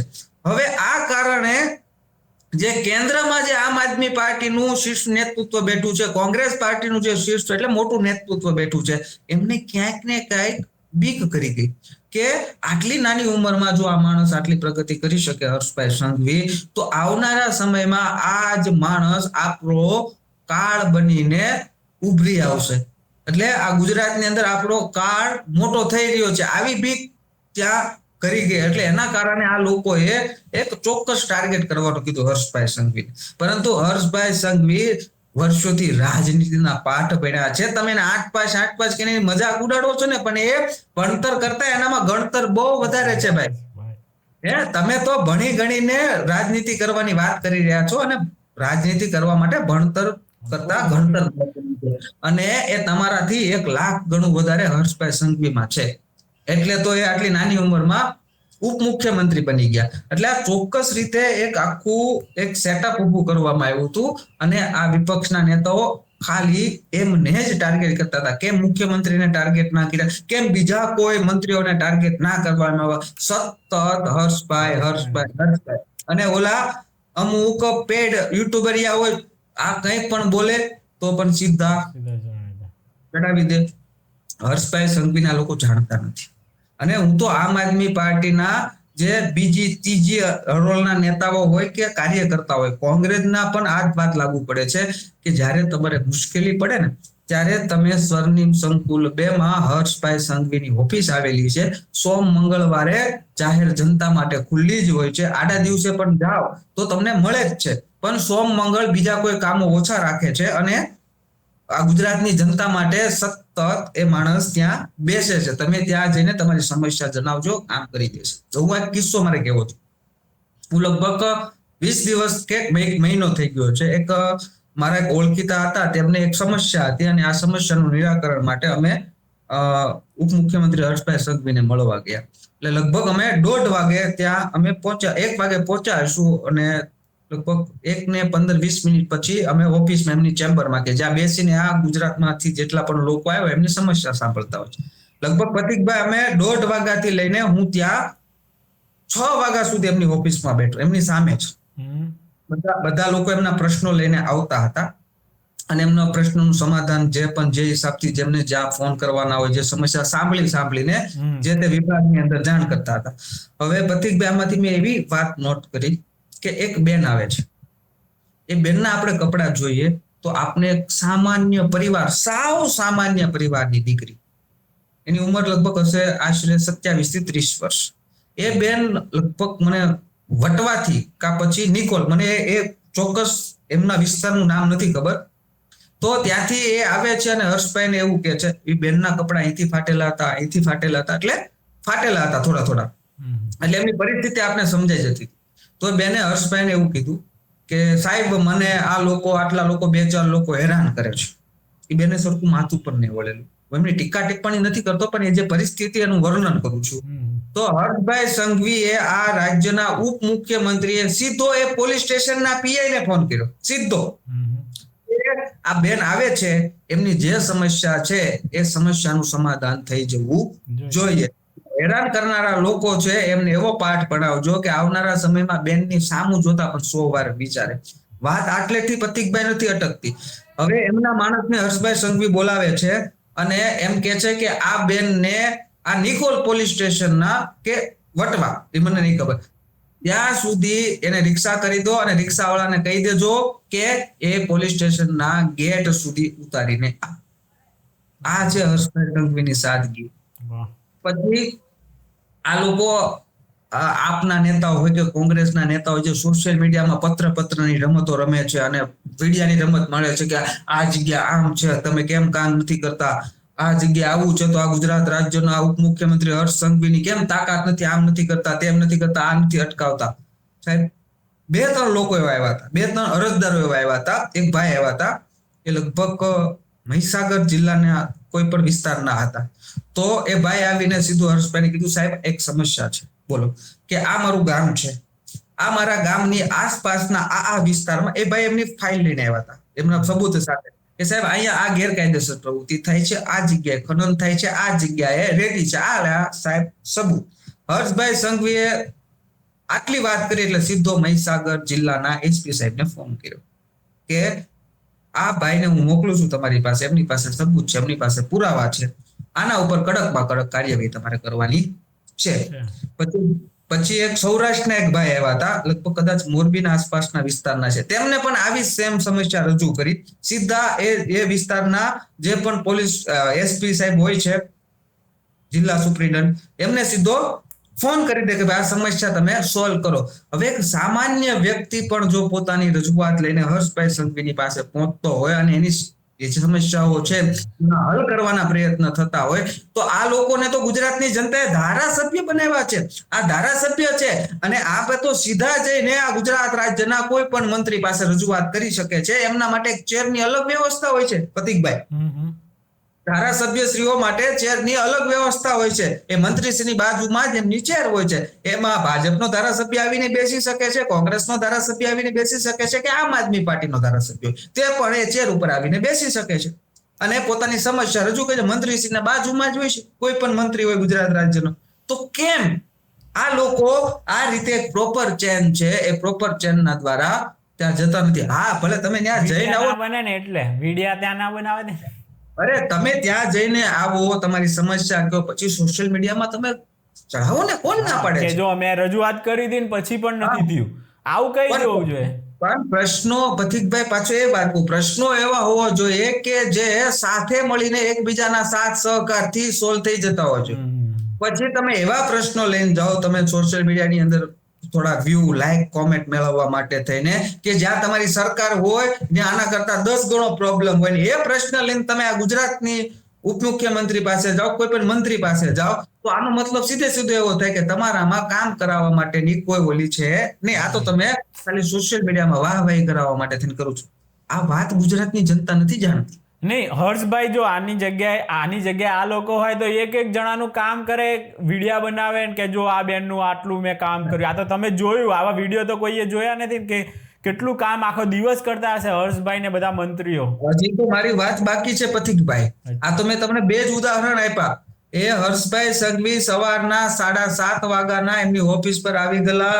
એમને જે વિભાગના અધિકારીઓ સાથે બેઠક કરી અને 10:30 ગુજરાતમાંથી આવેલા લોકોનું સાંભળવાનું ચાલુ કર્યું. સાહેબ, એમાં ચિઠ્ઠી લખેલી હોય, એ ચિઠ્ઠી હોય, એ ચિઠ્ઠી ઉપર નંબર લખેલા હોય કે ભાઈ 35, 40, 45. તે દિવસે આટલી બધી ચિઠ્ઠી મેં 2 ધક્કા કરીને જોયું. લગભગ મારા ખ્યાલ મુજબ 300-350 થી વધારે ચિઠ્ઠીઓ હશે. અને હજી તો લોકો બેઠા હતા. પછી અમે બેસીને થાકી ગયા કે કારણ કે 1:30 વાગ્યાથી લઈને 6 વાગ્યા સુધી, એટલે 5 કલાક એમની ચેમ્બરમાં એમની સામે. આ ખોટી વાત નથી. અને પ્રતિકભાઈ, આમાંથી હું એક પણ શબ્દ ખોટો બોલું તો મને દ્વારકાધીશની કસમ છે કે આજે મેં મારી આ 2 આંખે નજરે જોયેલી ઘટના હું કહી રહ્યો છું. ખાલી પોલીસ સ્ટેશનના નામમાં ચેન્જ થઈ શકે કે કયા વિસ્તારમાં એ મને ચોક્કસ યાદ નથી, પરંતુ જે ઘટનાઓ બની ને પછી એક નિવૃત્ત એન્જિનિયર હતા, લગભગ સિનિયર સિટીઝન, એમની પાસેથી આવડી બધી ફાઇલ લઈને આવ્યા. સાહેબ, હું આ છું. એને ઓળખાણ આપી તો કે બોલો શું કામ હતું? કે ટ્રાફિક સમસ્યાઓ જે આપણા ગુજરાતમાં અમુક સિટીઓમાં છે, તો એના માટે થઈને મેં પોતાના હિસાબથી એવું કર્યું છે. મેં ઘણી જગ્યાએ હું ગયો છું, મેં અનુભવ્યું છે અને જોયું છે અને આ બધું નોટ કર્યું છે કે આ વસ્તુ કરવાથી એ ટ્રાફિકની સમસ્યા સોલ્વ થઈ શકે. જો આ ગાંધીનગર ટ્રાફિક કે અમદાવાદ ટ્રાફિકની સાથે આપણે વાત કરીએ તો થઈ શકે. એટલે જે ટ્રાફિકના જે મુખ્ય અધિકારી છે તેમને હર્ષભાઈ સંઘવીએ ત્યાંથી એમની સામે જ ફોન કર્યો કે આ નામ છે, આ વડીલ આવે છે, આમની પાસે ટ્રાફિકની સમસ્યાઓ હલ કરવા માટેના ઘણા એવા મુદ્દાઓ છે, તમે સાથે બેસો, આમાંથી જે આપણને સારા લાગે, આપણે જે કામ કરી શકે એ મુદ્દાઓ ઉપર આપણે કામ કરવાનું છે, ઇમ્પ્લિમેન્ટ કરવાના. બરાબર, સુપર. સામે જઈને પછી એક બીજા કોઈ અરજદાર હતા. એવા તો બહુ બધા અરજદાર હતા, પણ આ મુખ્ય મને જે યાદ રહ્યા છે હું તમને કહી દઉં છું. એક અરજદાર હતા કે જે લગભગ મને મારા ખ્યાલ મુજબ પહેલી વાર કોઈ ઉપમુખ્યમંત્રી મળવા માટે આવ્યા હશે કે સીએમ સાહેબને મળવા. તો આપણે ઉપમુખ્યમંત્રી આવ્યા એટલે તો સ્વાભાવિક છે કે ગુજરાતનું સચિવાલય ખૂબ મોટું છે, અધિકારીઓની અલગ અલગ ઓફિસ છે, મંત્રીશ્રીઓની અલગ અલગ ઓફિસ છે. તો એમને રજૂઆત કરી કે ભાઈ આ વિષય છે. એટલે હર્ષભાઈ સંઘવીએ એ અધિકારીને ત્યાંથી ફોન કર્યો કે ભાઈ આ વિષય છે અને આમાં આપણે ધ્યાન આપવાનું છે, આમનો વિષય યોગ્ય છે અને એમને આપણે ન્યાય આપવાનો છે. એટલે હર્ષભાઈ સામેથી પૂછ્યું કે તમને ઓફિસ જડી જશે? આ 5 નંબર 6 નંબરની બિલ્ડિંગમાં છે. એટલે સાહેબ અમે તો પહેલી વાર આવ્યા છીએ. એટલે માણસને બોલાવ્યો, એમને કીધું આ વડીલોને, આ 4-5 લોકો હતા, એ વડીલો હતા, આમને લઈ જા. એમના જે આ જગ્યા, આ સાહેબ એમનું નામ દીધું, એમની જગ્યાએ એમની ઓફિસના બારણા સુધી મૂકી આવશે. આવા તો કેટલાય લોકોને એમના માણસો દ્વારા મોકલે કે ભાઈ એમને ખબર નથી, અટવાવા ના જોઈએ. સતત 7 વાગ્યાથી લઈને 9 વાગ્યા, 8-8:30 વાગ્યા સુધી તો સચિવાલયમાં બેઠા હતા. મને ખબર નથી કારણ કે એમના ફોન આવતો એટલે. પછી હજી ઘરે વેઇટિંગમાં બેઠા છે, હજી ઘરે પાછા વેઇટિંગમાં બેઠા છે કામ માટે થઈને. એમના ઘરે આ પ્રકારનું કામ થાય, એમની જ્યાં ઓફિસ છે ત્યાં જે મંત્રીશ્રીના બંગલો છે ત્યાં. તો હવે એક માણસ કોઈ પણ સ્વાર્થ વગર નિસ્વાર્થ ભાવે, મેં એમની જે કોઈ એટલે એમાં કોઈ સ્વાર્થ મને લાગ્યો નહીં. સામાન્ય લોકો આવતા હતા, એમની સમસ્યાનું એમને સમાધાન કર્યું. હા, તમારી સમસ્યા સાચી હોવી જોઈએ, તમે પીડિત હોવા જોઈએ, પણ પછી તમે કોકના વાહા ફાડી નાખ્યા હોય પેલા 2-5 મહિના પહેલા, અને એની દાજ રાખીને આજે તમારા કોઈ વાહા ફાડી નાખે અને પછી એ બધા કોઈ વડીલો આવે ને એમાં સમાધાન થઈ જાય અને પછી અમુક તમને સમાધાન દબાણમાં આવીને તમે સમાધાન કરી નાખ્યું અને પછી તમને એમ રહી જાય કે હવે પોલીસ કાર્યવાહી નથી કરતી, નામ નથી કરતી, તમે ઉપમુખ્યમંત્રી પાસે આવો. તો આવી રીતે ના આવે, આ યોગ્ય વાત નથી. એટલે એવા લોકોએ તો ટાઈમ જ ના બગાડવો જોઈએ, જેથી કરીને બીજા જે જરૂરિયાત વાળા છે ને એનો ટાઈમ નહીં તો આ બગાડે તો એવા લોકો પછી શું કરે પછી. અને બીજી એક વાત, 1-2 યુવાનો એવા જે સાવ નાની ઉંમર, એટલે મીન્સ કે 24-25 વર્ષ, બહુ 22-24-25 વર્ષના યુવાનો, એટલે કોલેજ પૂરી થઈ ગઈ. તો એમાં યુવાનો આવ્યા, ખાલી મળવા, ચિઠ્ઠીમાં લખી દેવો કે ભાઈ હર્ષભાઈ સંઘવીને મળવું છે, શુભેચ્છા મુલાકાત આ કામથી મળવું છે, લખી દેવાનું, એટલે તમને સીધી એન્ટ્રી થઈ જાય. ત્યાંથી એક અધિકારી ચેક કરી લે અને અધિકારીએ ચિઠ્ઠી લઈને તમને વારો પછી વારો આવતો જાય એમ તમને બેસાડતા જાય. એટલે એક યુવાન આવ્યો કે હર્ષભાઈ મારે તમારી સાથે કામ કરવું છે. અરે કે ભાઈ તું મારી યાર હું કામ કરીશ? એટલે એક યુવાન કહે વાંધો નહીં કે આજથી જ જોડાઈ જા કામ કરવામાં, કે એમાં શું છે, રાષ્ટ્રીય કાર્ય કરવું અને કોઈ લોકોને નડો નહીં એવું કામ કરો, લીગલી કામ કરો, તમને કોણ ના પાડે છે? આવો કામ કરો. કોલેજ પૂરી થઈ ગઈ કે આ પૂરી થઈ ગઈ, તો સારી જોબની તૈયારી કર પેલા, અને તારા જે સમય બચે એમાં તું કામ કરજે, રાષ્ટ્ર ભાવના સાથે કાર્ય કરો, તમને કોણ ના પાડે છે? એટલે આનો કહેવાનો મતલબ એમ છે કે કોઈ પણ વ્યક્તિ આવે, એ ચાહે 20 વર્ષનો યુવાન હોય કે 70 વર્ષના સિનિયર સિટીઝન વ્યક્તિ હોય, તો એમની જે વ્યથા હોય, એમની જે વેદના હોય, કે એમની જે લાગણી હોય, એમનું જે માન હોય, એમનું જે પ્રેમ સન્માન હોય, એ પ્રમાણે હર્ષભાઈ સંઘવી બધાને હેન્ડલ કરે છે. આવા મંત્રી શ્રી મેં આજ દિન સુધી જોયા નથી કે આટલી ચોકસાઈથી કામ કરે. બધા મંત્રીઓ કામ કરે જ છે, પણ અલગ અલગ વિભાગ છે, તો હર્ષભાઈ પાસે આખો ગૃહ વિભાગ છે, એટલે સૌથી વધારે લોકો સમસ્યા તેમની પાસે આવતા. બધા મંત્રીઓ તમે જાઓ એટલે ચા પાણી તો પહેલા તમને આપે. આ સચિવાલયમાં જાઓ એટલે પછી દૂરથી આવ્યા હોય તો જમવાની પણ વ્યવસ્થા મંત્રીશ્રીઓ કરી આપે છે, કેન્ટીન. આટલી સરસ રીતે કાર્ય આ ગુજરાતની જનતાનું થઈ રહ્યું છે. પણ આ આમ આદમી પાર્ટીના લોકો અને આ કોંગ્રેસના નેતાઓ આ વાત તમને નહીં, કારણ કે જો તમે પણ આ બધું જાણવા મળશો તો એને મત કેમ આપશો? અને ખોટી પણ નાપાસ છે એમ કરીને કેટલા ઉતારી પાડે. આવી વસ્તુ હકીકત જો લોકો જાણે તો ખબર પડે, અને લોકો તો જાણતા જ હોય તો જ વોટ મળે ને. હમણાં ખેડૂતોના બધા મેં પ્રતિકભાઈ પહેલા કીધું કે આજે મેં હર્ષભાઈ વિશેની હમણાં જે આપણે ચર્ચાઓ થઈ, એ ચર્ચામાં હું કઈ પણ ખોટું બોલ્યો તો મને દ્વારકાધીશની કસમ છે.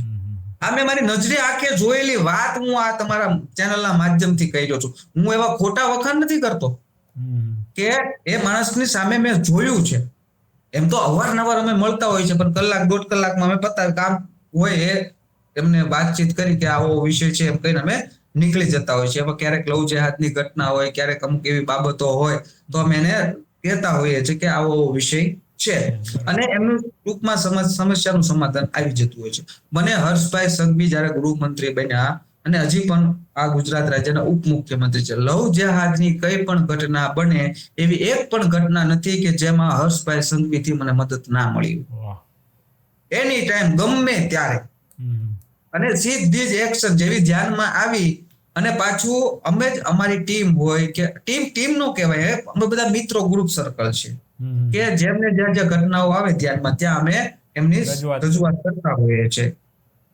અને હરેક વખતે ત્યાંથી પૂરેપૂરી ખાતરી સાથે મદદ મળી છે.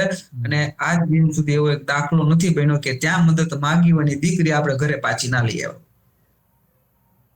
બધી દીકરીને આપણે કવર કરવામાં સફળતા મળી છે.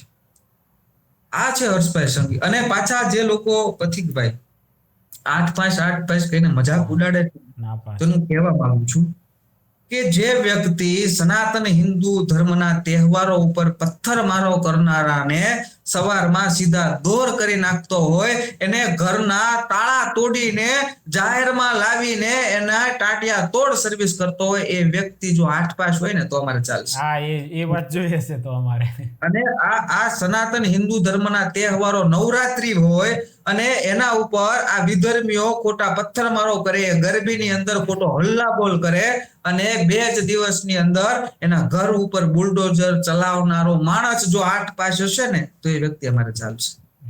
જ્યારે આ સનાતન હિન્દુ ધર્મની જે દીકરીઓ છે, આપણી હિન્દુઓની દીકરીઓને વિધર્મીઓ ભગાડીને લઈ જાય અને અડધી રાત્રે 3 વાગે ફોન કરો ને, અને એ મદદ કરવા માટે તેને એમ કે કઈ વાંધો નહીં, હું એસપી સાહેબને કહી દઉં છું, આને કહી દઉં છું, અને દીકરીને જે પણ જ્યાં પણ હોય તેથી આપણે પાછી લઈ આવવાની છે. આવું અડધી રાતે ફોનમાં જવાબ આપે વ્યક્તિ જો સાહેબ 8 છે ને તો આપણે ચાલશે. એટલે જે સનાતન હિન્દુ ધર્મની સંસ્કૃતિ હોય, તહેવારો હોય, સનાતન હિન્દુ ધર્મના લોકો હોય, તેમની પડખે અડીખમ ઉભો રહેતો માણસ 8 પાસે છે ને તો આપણે ચાલશે. આ ભણેલો નહીં ચાલે. જે મત માટે થઈને આ ગરબીની અંદર પથ્થરમારો કરનારા લોકો, ગણેશ ઉપર પથ્થરમારો કરનારા લોકો ગાય કાપવાની ના પાડતા એક માણસને આ વિધર્મ કસાઈઓ જે મારી નાખે છે, અને એ બાબતે મત માટે તેને એક પણ શબ્દ નહીં બોલનારા આ કોંગ્રેસના નેતાઓ કે આમ આદમી પાર્ટીના નેતાઓ હોય, આ કોંગ્રેસ પાર્ટીઓ કે આમ આદમી પાર્ટી હોય, એ અમારે ક્યારેય નહીં ચાલે. એ આદિવાસી યુવાનનો કેસ હતો, કોઈ બોલ્યું જ નહીં. બોલો સાહેબ, આખી ઘટના હું તમને કહું. એમાં ભારતીય જનતા પાર્ટીના હરેક નેતૃત્વએ કેટલી મદદ કરી છે હું મારા આજે તમારા ચેનલના માધ્યમથી જણાવું છું, બધે હું મારા સોશિયલ મીડિયામાં જણાવતો જોઉં છું.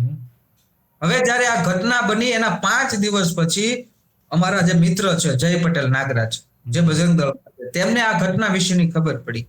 એટલે એ હોસ્પિટલમાં આ યુવક પાસે, આદિવાસી સમાજના યુવક પાસે હોસ્પિટલમાં જઈને એમને એક વિડીયો બનાવ્યો.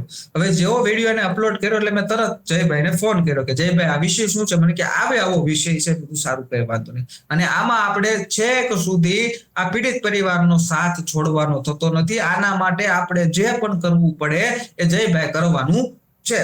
એટલે તાત્કાલિક મેં એમનો ફોન મૂકી અને એ વિડીયો મેં મારી ચેનલમાં મેં મારા ફેસબુકમાં લઈને મેં પણ એ પણ બનાવીને અપલોડ કર્યો.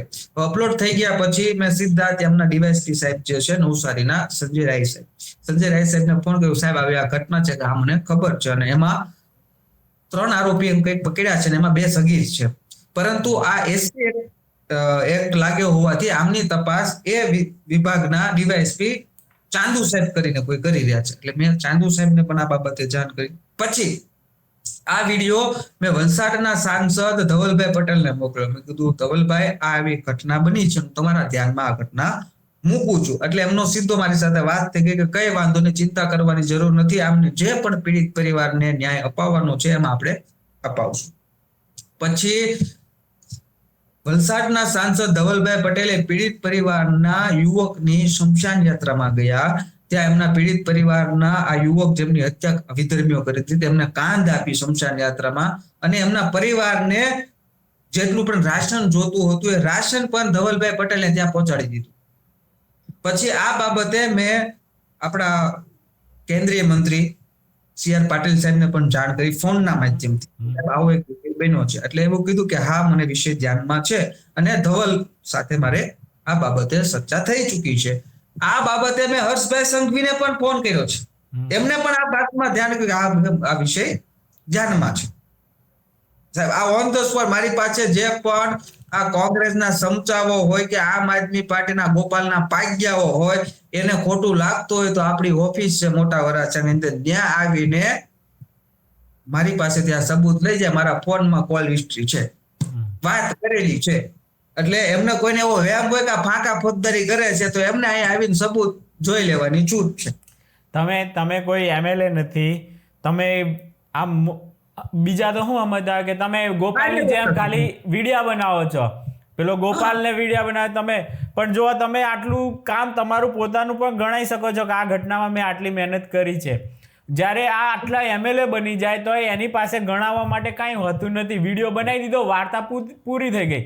આવું તમે પણ કરી શકતા હતા, પણ તમે એવી છટકી ના ગયા.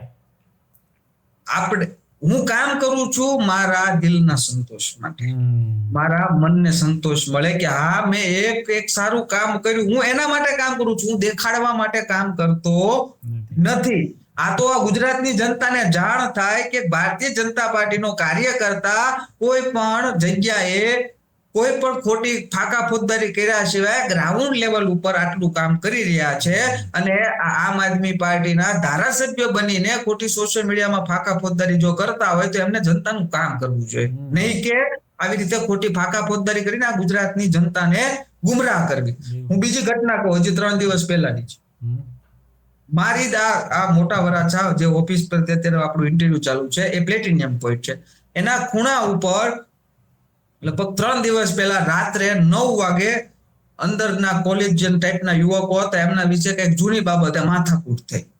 એટલે અમુક 10 થી 15 લોકો એમનો જે ધોકા ને આ તે લઈને આવીને અહીંયા જાહેરમાં મારામારી થઈ.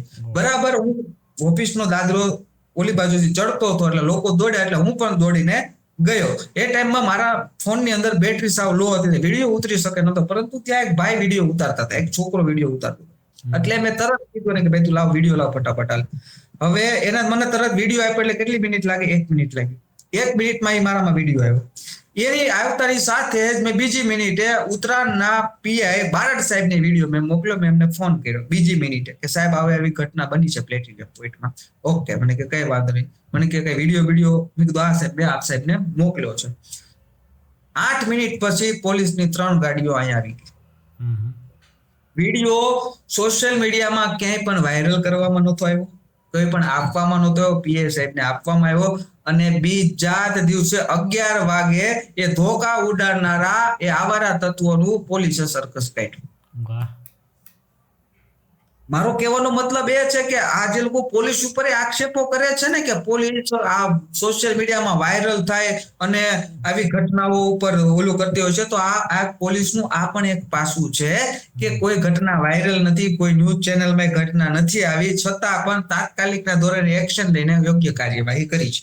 આ પછી મીડિયામાં એ ઘટના બની પછી વિડીયો આપવામાં આવ્યા, પણ ત્યાં સુધી આ વિડીયો કોઈ પાસે હતા નહીં, મારી પાસે હતો અને મેં પીઆઈ સાહેબને મોકલ્યો હતો. જો આટલું સરસ કામ આ પોલીસ કરતી હોય છતાં પણ આ લોકો પોલીસ ઉપર આક્ષેપો કરે છે. વાત આપને ત્યાં કહેવાની છે. હા, માની તો અમુક હશે, કોઈ એવો લોકો હોઈ શકે, તો એના માટે ઘટના બને, આટલા બધા કેટલા લાખો પોઈન્ટ હોય ને કઈ ને કઈ આવું થઈએ કે એમની આખો કેટલા કલાકની જોબ હોય છે, ઘણું બધું ભારણ હોય, કોઈ વખત ડિસરિસ્પેક્ટ બી થઈ જાય. આવું બધું લેટ ગો કરતા શીખવું પડે જનતાએ પછી.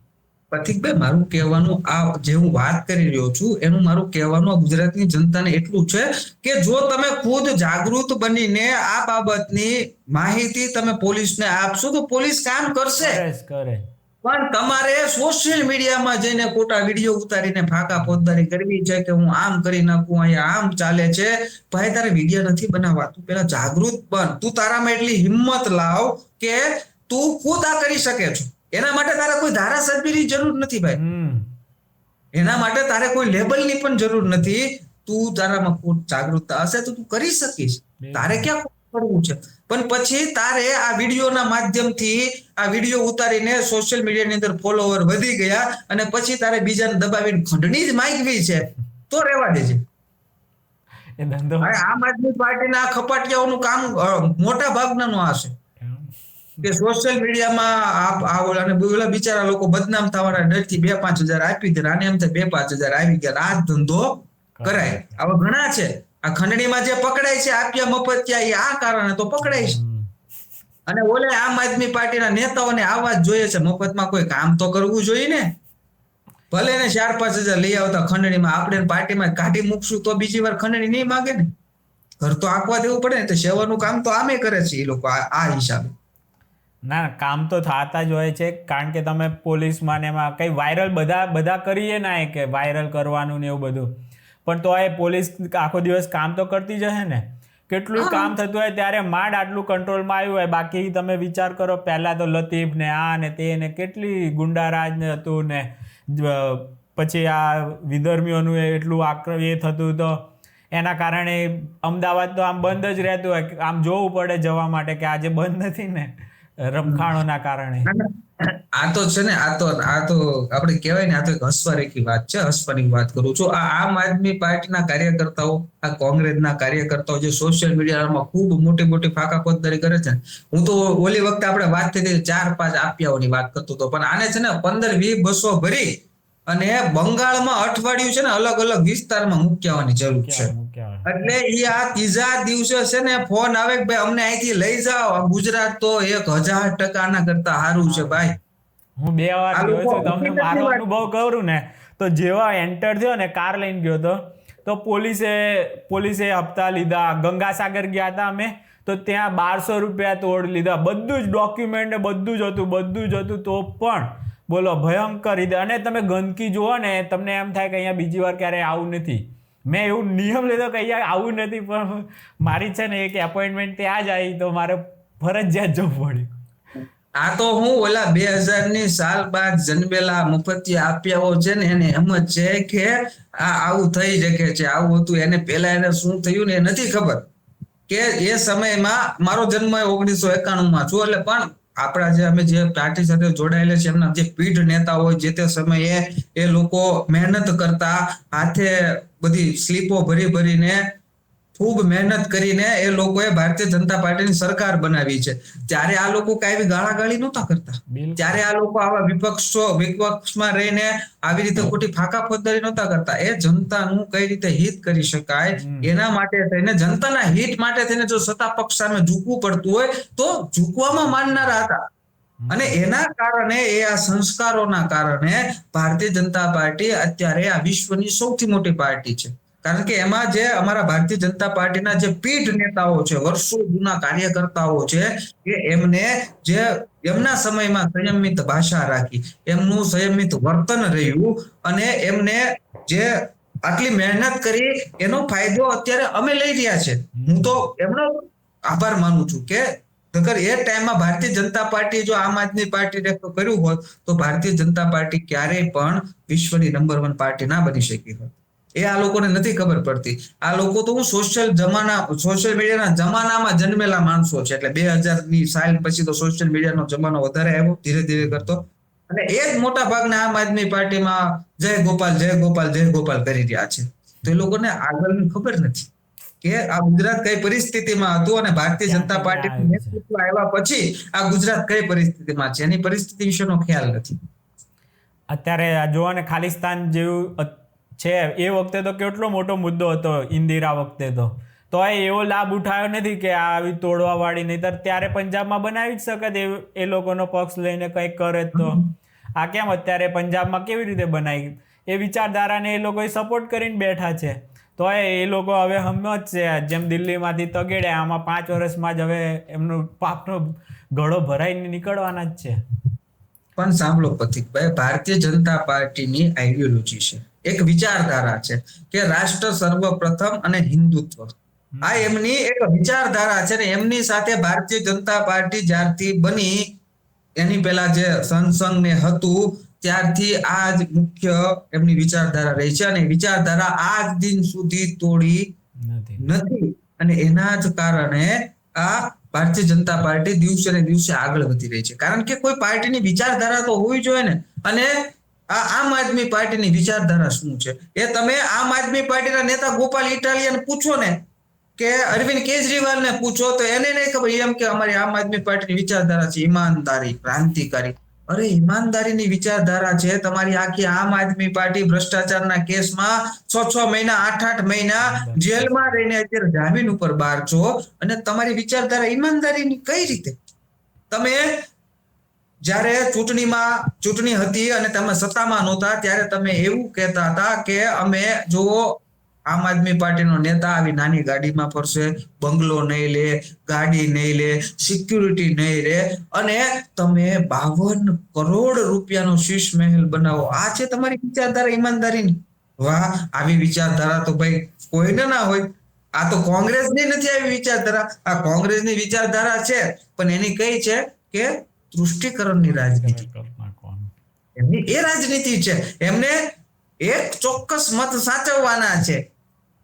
પછી એ ગાંધી પરિવારના કોઈ પણ વ્યક્તિનો ઓર્ડર આવી જાય કે આ મત આપણે સાચવવાના છે, એટલે ગાંધી પરિવાર સિવાયના કોઈ પણ કોંગ્રેસના નેતાઓમાં એવી તાકાત નથી કે એનો એ હુકમનો અનાદર કરી શકે. હુકમનો અનાદર કરે તો સાલું ધારાસભ્યો ઘર ભેગા કરી દીધા છે, સાલું સાંસદોને બોલાવાના બંધ કરી દીધા છે. શશી થરૂર હોય, અને આજે તમે ન્યૂઝમાં વાંચ્યું ઓલા દિગ્વિજયસિંહ, કોંગ્રેસનો પીઢ નેતા, નરેન્દ્રભાઈ ના, કે જુઓ આ સંઘમાં રહેલો વ્યક્તિ એ ભારતીય જનતા પાર્ટીનું જે મોટું નેતૃત્વ છે એમની આગળ જમીન ઉપર બેઠો છે, અને આજે એ માણસ મુખ્યમંત્રી બનીને વડાપ્રધાનના પદ ઉપર બેઠો છે. આવી વિચારધારા રાખો આગળ લઈ આવવાની, તો તમારો વિકાસ થાય. આવા પીઢ નેતાએ બોલવું પડે. તો આનો વિચાર તો કરો કે કોંગ્રેસ પાર્ટીની અંદર આ ગાંધી પરિવારથી આ કોંગ્રેસના નેતાઓ કેટલા કંટાળી ગયા છે. આજની ચર્ચામાં આપણે ક્યાંય છે ને પેલા કોંગ્રેસના મેઇન નેતા અહીંયા યુવા નેતા જિગ્નેશભાઈને તો કાંઈ કીધું જ નહીં, એમને યાદ ના કર્યા, એમને ખોટું ના લાગવું જોઈએ. એને મારા જીગાભાઈ ખોટું લાગે એવું કામ તો મારેથી ના થાય ભાઈ, એમનું તો સન્માન કરવું પડે ને ભાઈ. આ જિગ્નેશ મેવાણી કે આ ગોપાલ ઇટાલિયા, મૂળ વાત કઈ છે કે આ લોકો હિંસક આંદોલનમાંથી નીકળેલા લોકો છે. એને અહિંસક આંદોલન ના કહી શકાય આપણે, અને કે જેમાં વિરોધી પાછી જેમાં કે સરકારી સંપત્તિઓ તોડવી, સરકારને નુકસાન થાય એવા નિવેદનો આપવા, સરકાર વિરુદ્ધમાં નત નવા પ્રોપગંડા ચલાવવા, અને બહારની જે પાર્ટીઓ એટલે ગુજરાત બહારની જે પણ લોકો હોય કે કોંગ્રેસ પાર્ટી હોય કે એના ફંડ સ્પેશિયલ આના માટે થઈને ગુજરાતને ડિસ્ટર્બ કરવા માટે થઈને જે આંદોલનની રચનાઓ કરવામાં આવી હોય એવા આંદોલનમાં ત્યાં નીકળેલા નેતાઓ છે. એટલે આમનું ભવિષ્ય ખૂબ લાંબુ હોતું નથી. અને જિગ્નેશ મેવાણીને પણ ખુદ ખબર છે કે મારું ભવિષ્ય લાંબુ નથી રાજનીતિક કરિયરમાં, એટલે કે ધારાસભ્ય તરીકેનું. આ છેલ્લી ટર્મ છે ભાઈની, અને વાજતે ગાજતે વડનગરની જનતા આને કાઢવાની જ છે. એટલે આને ખબર પડી ગઈ છે, પહેલેથી ખબર પડી ગઈ છે. એટલે આમની વિચારધારા કઈ રાખી? વામપંથી વિચારધારા, અર્બન નક્સલી વિચારધારા, સનાતન હિન્દુ ધર્મ વિરુદ્ધ. તો આ માણસ પહેલેથી છે. જાહેર મંચ ઉપરથી કોલર ઊંચો કરીને કહે છે કે હું હિન્દુ ધર્મને માનતો નથી, પૂજા પાઠ કરતો નથી, માળા ફેરવતો નથી, અને ઓલા એના સમચાઓ પાછા બેઠા બેઠા તાળીઓ પડે છે, વાહ જિગ્નેશભાઈ વાહ. હવે તું માનતો જ નથી સનાતન હિન્દુ ધર્મને, તો અમારે તને એક હિસાબથી ગણિત લેવાનો હોય ભાઈ કે તું કોણ છો. હમણાં જ બહુચર માતાના મંદિરમાં ગયો તો દર્શન ના કર્યા, બોલો દર્શન ના કર્યા, ચાલો માની લો દર્શન ના કર્યા, જય પણ ના બોલાવી, એમના મંદિરના પરિસરમાં સભા કરવી અને નહીં બોલાવી. તો આ ગુજરાતની જનતાએ જે જિગ્નેશ મેવાણીના નામનું રટણ કરે છે ને, એ કોડાઓએ સમજી જવાની જરૂર છે કે જે સનાતન હિન્દુ ધર્મની સંસ્કૃતિનો જે માણસ ના થઈ શકે એ આપણો ક્યારે થવાનો. પછી જિગ્નેશ મેવાણીનું ઓલું રેકોર્ડિંગ જે મેં અપલોડ કર્યું છે ખૂબ વાયરલ થયું, ઓડિયો. હા બોલો, એ મેં અપલોડ કર્યું હતું. એટલું બધું ભયાનક રીતે આખી ગુજરાતની અંદર વાયરલ થયું. બીજા બધા લગભગ મોટા ભાગના લોકોએ આ રેકોર્ડિંગ સાંભળ્યું હશે, અને મોટા ભાગના લોકોએ આ રેકોર્ડિંગ મૂક્યું હતું. તેમાં સ્પષ્ટ રીતે આ ગુજરાતના દલિત સમાજના લોકોએ સમજી જવું જોઈએ, આ ગુજરાતની જનતાએ સમજી જવું જોઈએ કે જ્યારે તમે એ વ્યક્તિને મત આપ્યો છે, તમે વડગામમાંથી એને ધારાસભ્ય બનાવ્યો છે, જે જગ્યાએથી તમે ધારાસભ્ય તમે પોતાનો મત માટે આપ્યો, અને જ્યારે તમારે મુશ્કેલી પડી, તમારા સમાજના વ્યક્તિને મુશ્કેલી પડીને મુશ્કેલી લઈને તમે એની પાસે ગયા છો, ત્યારે આ જિગ્નેશ મેવાણી એ ભાઈને એવું કહે છે કે સામે તો મોમણા એવું કંઈક કીધું, વિધર્મી છે, તો વિધર્મી એટલે રેકોર્ડિંગમાં છે મોમણા, એટલે કે સામે વિધર્મી છે. જો હું એમને તમારી સમસ્યા બાબતે કંઈક કહેવા જઈશ તો આ જિગ્નેશ મેવાણી હારી જશે, તો 5,000 વોટે નહીં મળે. તો તમે કહેતો એની પાસે એની હામો પડવું તો જિગ્નેશ મેવાણી આવતી વખતે ચૂંટણી ના લડે, તમે એવું કરવા માંગો છો? અરે વાહ વાહ જીગા વાહ. એક નેતા તરીકેની ફરજ શું હોય કે જે સાચું હોય, જો તમે આને ફોન કર્યો એ સાચો હોય તો એનો પક્ષ લેવો જોઈએ, કે આમ પછી પેલાનો કદાચ એ સાચો હોય એવું પણ બની શકે કે આપણો જાતિવાળો જ છે એટલે એ સાચો હોય એવું પણ ના હોય.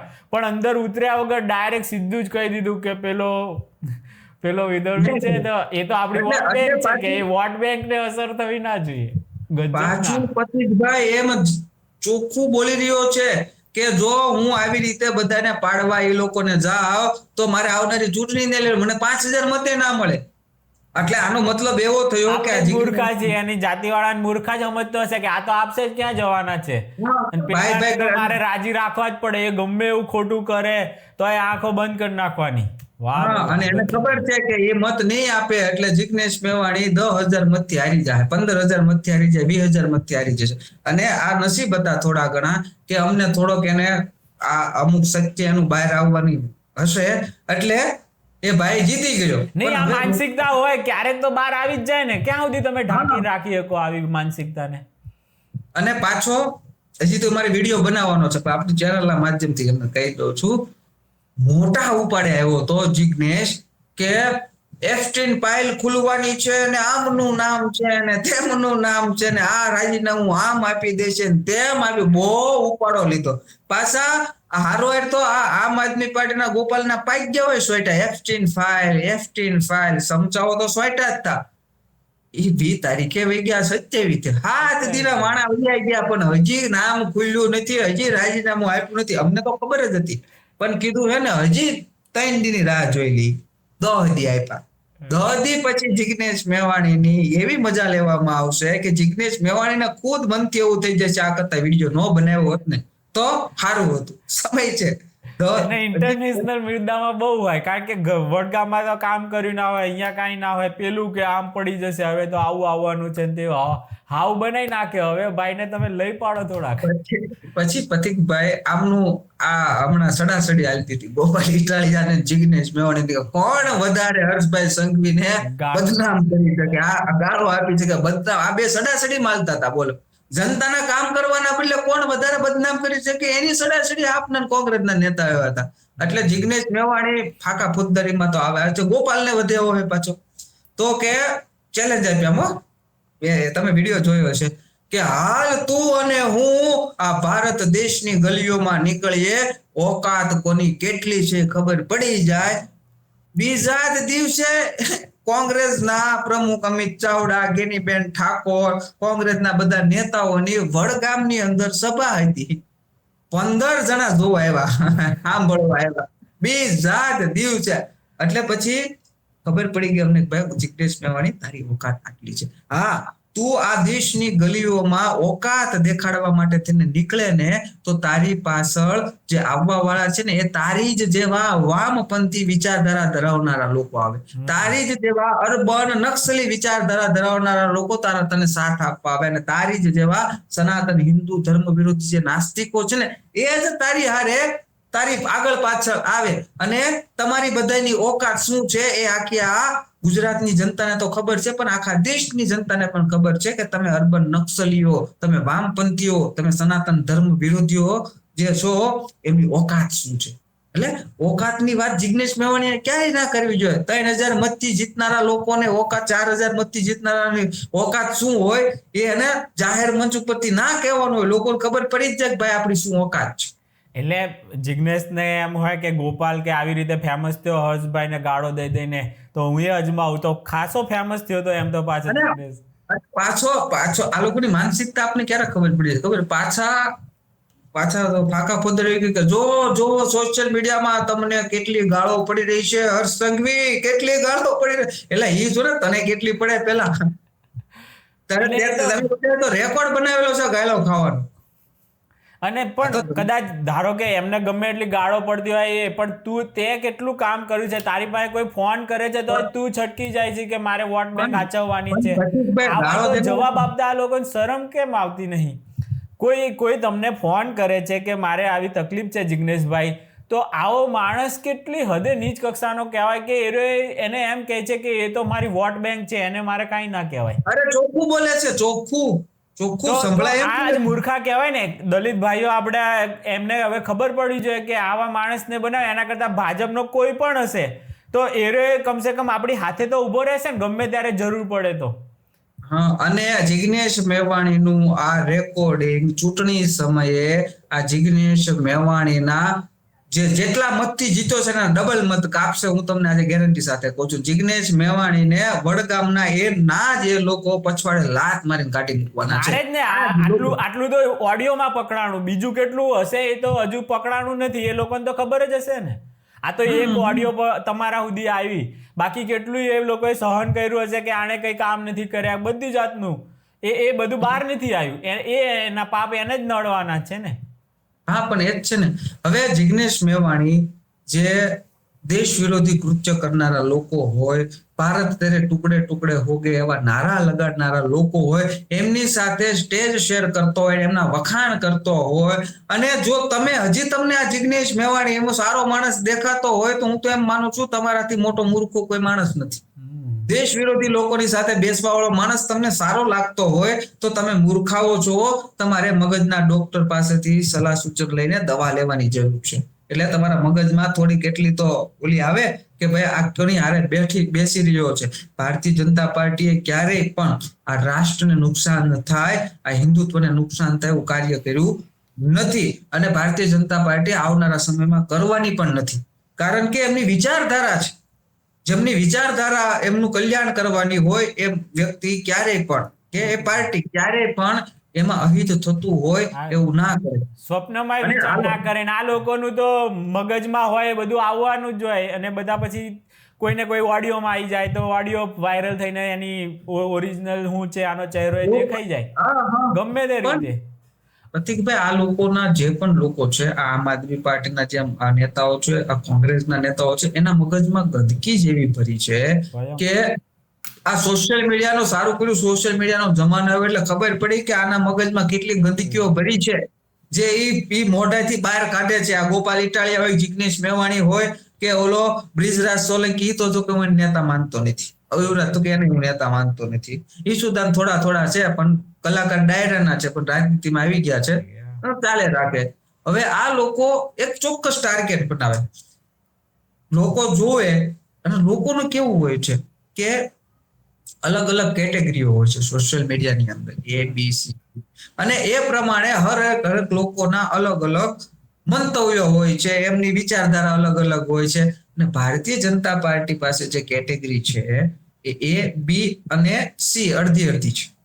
એટલે આ જે AB કેટેગરી છે ને એ કેટેગરી કેવી આવે કે એ લોકો વિચાર કરે, જોવે, બંને સાઈડ જોવે અને પોતાનો ડિસ્કસ ખબર પડે, સાચું હું ખોટું ખબર પડે, અને પાછો એ ધંધાવાળો માણસ હોય, એ બેરોજગાર ના હોય. અને C કેટેગરીમાં કેવા માણસો હોય છે, હું તમને આખું વિગતવાર સમજાવી દઉં એટલે ગુજરાતની જનતાને પણ ખબર પડે. એટલે આપણે આ કેટેગરી પાડી છે, આપણે કોઈને બ્લેમ નથી કરતા કે આપણે અમે યુટ્યુબમાં છીએ, ખબર જ છે કે આટલી કેટેગરી. આપણે એક સોશિયલ મીડિયામાં જે આપણે આખું અનુભવ્યું છે અત્યાર સુધીના પડે ABCD 4 કેટેગરી હોય છે કે જેમાં D કેટેગરી હોય છે. એ D કેટેગરીની માનસિકતા કેવી હોય છે કે તમે ગમે એવા વિડીયો મૂકો એને એ જોવાનું, એને જોવાથી મતલબ. પછી તમે ભાજપનું મૂકો, કોંગ્રેસનું મૂકો, એવા કેમ આમ ઉકસાવતા હોય, દબંગાઈ વાળા વિડીયો હોય, આમ કોકને માર્યું હોય, કોકે બીજાને માર્યું હોય, એ પ્રકારના કઈક આમ વિડીયો આવે એટલે ઈ કેટેગરી છે ને એ એમાં કોઈ વિચારીને મજા આવે, ઓહો ભાજપ વાળા કોંગ્રેસ વાળા, કોંગ્રેસ વાળા ભાજપ વાળા, આ પડે આમ તેમ ફલાણું. આ એક ઈ કેટેગરી છે કે જેને એ કોઈ દી મત જ નથી આપતા. હું કહું તો તમને એ લગભગ એમાંથી 98% લોકો મત આપતા નથી. ઈ એના ધંધામાં કે વાડીએ ગયા હોય તો વાડીએ હોય, મત આપતા નથી. 98%. હવે C કેટેગરી આવી. એ C કેટેગરીમાં કેવા લોકો હોય છે કે વંડી ઉપર બેઠેલા હોય છે, એમ લાગે કે આ સારું આવ્યું, મજા આવી એટલે આ બાજુ કૂદકો મારે, એ ભાઈ ભાજપ હોય ભાજપમાં કૂદકો મારે, આ બાજુ એમ લાગ્યું એને મનને કે ઓહો આમ આદમી પાર્ટી મજા નહીં, આ બાજુ કૂદકો મારે, નકર આમ કૂદકો. એટલે ટૂંકમાં એ ચડેલા હોય. હવે જે હવા બાજુ ચાલવાનું કે આવા ભાજપ વાળાનો આવો વિડીયો છે તો એને ગાળો દઈ દો, પછી કેજરીવાલ નો છે આવો તો એને ગાળો દઈ દેવાની, ગાળો દઈ દો ને મત. પછી એમાં મતની વાત, પછી જયારે ચૂંટણી આવે એટલે ભારતીય જનતા પાર્ટી આ કેટેગરી સાચી રીતે ઓળખે છે, એટલે એવો માહોલ બનાવે ને એટલે આ ભાજપ બાજુ જ કૂદે, આ બાજુ જાય જ નહીં, એટલે ભાજપનું બધું હરભર થઈ જાય. આ મારું પોતાનું અવલોકન છે. ઓકે. અને એક બી જે કેટેગરી છે એ તમારો વિડીયો આવે એટલે એ તમને જોવે, સાંભળે, પછી સાંભળ્યા પછી વિચારે કે આવું હોઈ શકે, આવું થઈ શકે, કે આવું કદાચ ભવિષ્યમાં આમ હોય કે ન હોય, કે આનું શું થઈ, એ બધું મોટા ભાગનું વિચારે અને પછી એ તમારા ફોલોવર બને છે. તમે સમજ્યા? પછી એ તમારા ફોલોવર બને છે. તમારો એક વિડીયો આવ્યો, બાકા જીકી વાળો D કેટેગરી ફટ કરતો ફોલો કરી દીધું, એવું નથી હોતું. એ જોવે છે, તમારા વિચારો જોવે છે, તમારા વિચારો એમની મનની સાથે મેચ થતા હોય ત્યારે એ તમને એ ફોલો કરે છે, ત્યારે એ તમને જુએ છે.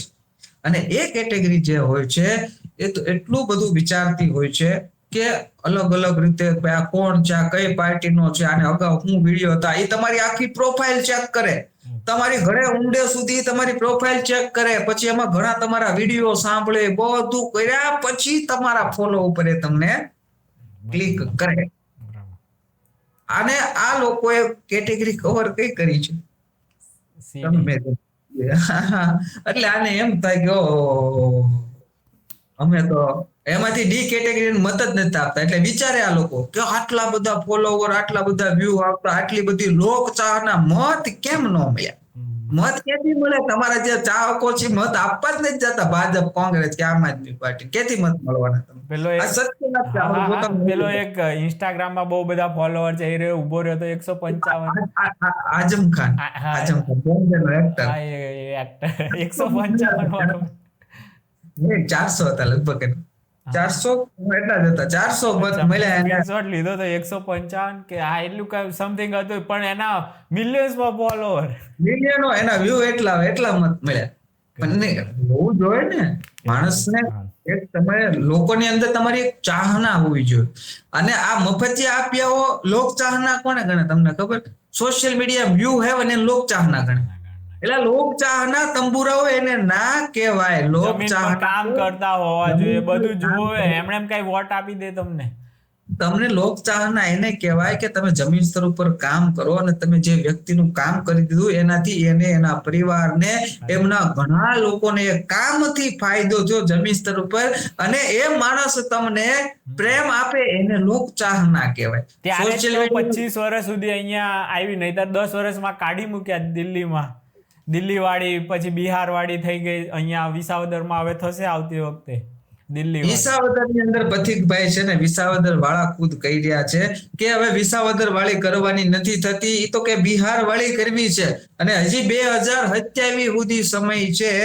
જો ગોપાલ ઇટાલિયા સીધો નો હાલ્યો ને કામ નો કર્યા ને, તો થોડા જ દિવસમાં અઠવાડિયે જામનગર વાળી કરવાની છે. આ વિસાવદર વાળાની જનતાએ આ નક્કી કરીને જ બેઠા છે કે હવે સીધો નો હાલ્યો એટલે જામનગર વાળી એ કરવાની લોકો છે. નક્કી નહીં કરે, તમે નક્કી કરાવી દેશો. તમને ફોલો કરશે ને, એ લોકોને ખબર પડશે તો કે કઈ રીતના આ લોકોનું તંત્ર ચાલે છે. અડધું તો આપ્યા હો તમને, અમુક જે બિચારા ગોપાલને હારો માનતા હોય ને એના કાંડ ખબર ના હોય, તો તમે બહુ હારો જુવાડ ઉપાડે છે, તો થોડોક કાંડો લોકોને હવે જાગૃતિ આવવા માંડી છે. આવવા મળી, વિરોધ કરવા મળે. હા, નહીતર આમ તમે અત્યારે 3 જણા બહુ જે ધબધબાટી બોલાવો છો, એનાથી એ લોકો ખાસા એવા ત્રાસી ગયા છે, 3 માંથી જ. હા, પણ જો ગોપાલ ઇટાલિયાને મારું નામ કેટલું મગજમાં ચડી ગયું. તો મારા નામનો હાવ ખોટું બોલે. મારું નામ ક્યાંય ને ક્યાંય જોડી દે, ડ્રગ્સ સાથે જોડી દીધું. બોલો, મારા ઉપર તમારા નથી. ગામના પાડોશી ખરા ને એટલે. અરે ઈ કે ડ્રગ્સ કે ગૃહમંત્રી યાર એનો ફોટો હે મારો. એલા ભાઈ, મેં કોઈ દી ડ્રગ્સ વેચ્યું નથી, ડ્રગ્સ મેં કોઈ દી જોયું નથી. એ પકડાયો હતો એક બીજો વ્યક્તિ, અને એનું નામ ભૂલી ગયો. ઓલા મારા વિડીયો વિરોધના જોઈ છે ને, એના મગજમાં મારું નામ ચડી ગયું. મારું નામ ચડાઈ ગયું. એટલે ડિલીટ નું એટેમાં હશે ને, કેસેટ એક વખત ચડી કેસેટ ડ્રગ્સ વાળી બીજા વ્યક્તિની, અને નામ ચડાઈ દીધું મારું. એટલે વિચાર કરો કે આ કેટલો ત્રાસ. કેટલી કેસેટો એને ચલાવેલી છે. હર્ષભાઈ કે નપાસ છે, નામ છે, તેમ છે, બધાની આવી ખોટી કેસેટો એને ભરી નાખી છે. એને મગજમાં જ વિચારી દીધું હોય કે આ આવો માણસ છે. એને જાતે એની હાથે રહ્યો હોય કે એનો શું અનુભવ છે, બીજાના કેવા અનુભવ છે એ વ્યક્તિ હાથે, એવા એને જાણવાની કોશિશ નથી કરી. એ ઓલરેડી તમે જે ડી કેટેગરી કીધું ને, આ ડી કેટેગરી વાળો છે ને, નેતા બની ગયો છે. આ તો છે ને, એ સમયે થોડુંક અમારે કામ હતું અને અમે થોડાક ઓલામાં હતા. નકર જો આની આ શરૂઆત અમે વિસાવદરની ચૂંટણી પહેલા જો કરી હોત ને, તો ગોપાલ ઇટાલિયા અત્યારે 16 ના ભાવનો રખડતો જ હોત. અને ડી કેટેગરી વાળાને એનામાં મગજ આવી ગયું કે આવા વિડીયો તો હું બનાવી શકું ડી કેટેગરીના. એટલે આ ભાઈ છે ને ચડી ગયો છે ભાંડગીરી કરવા, નાટકબાજીમાં.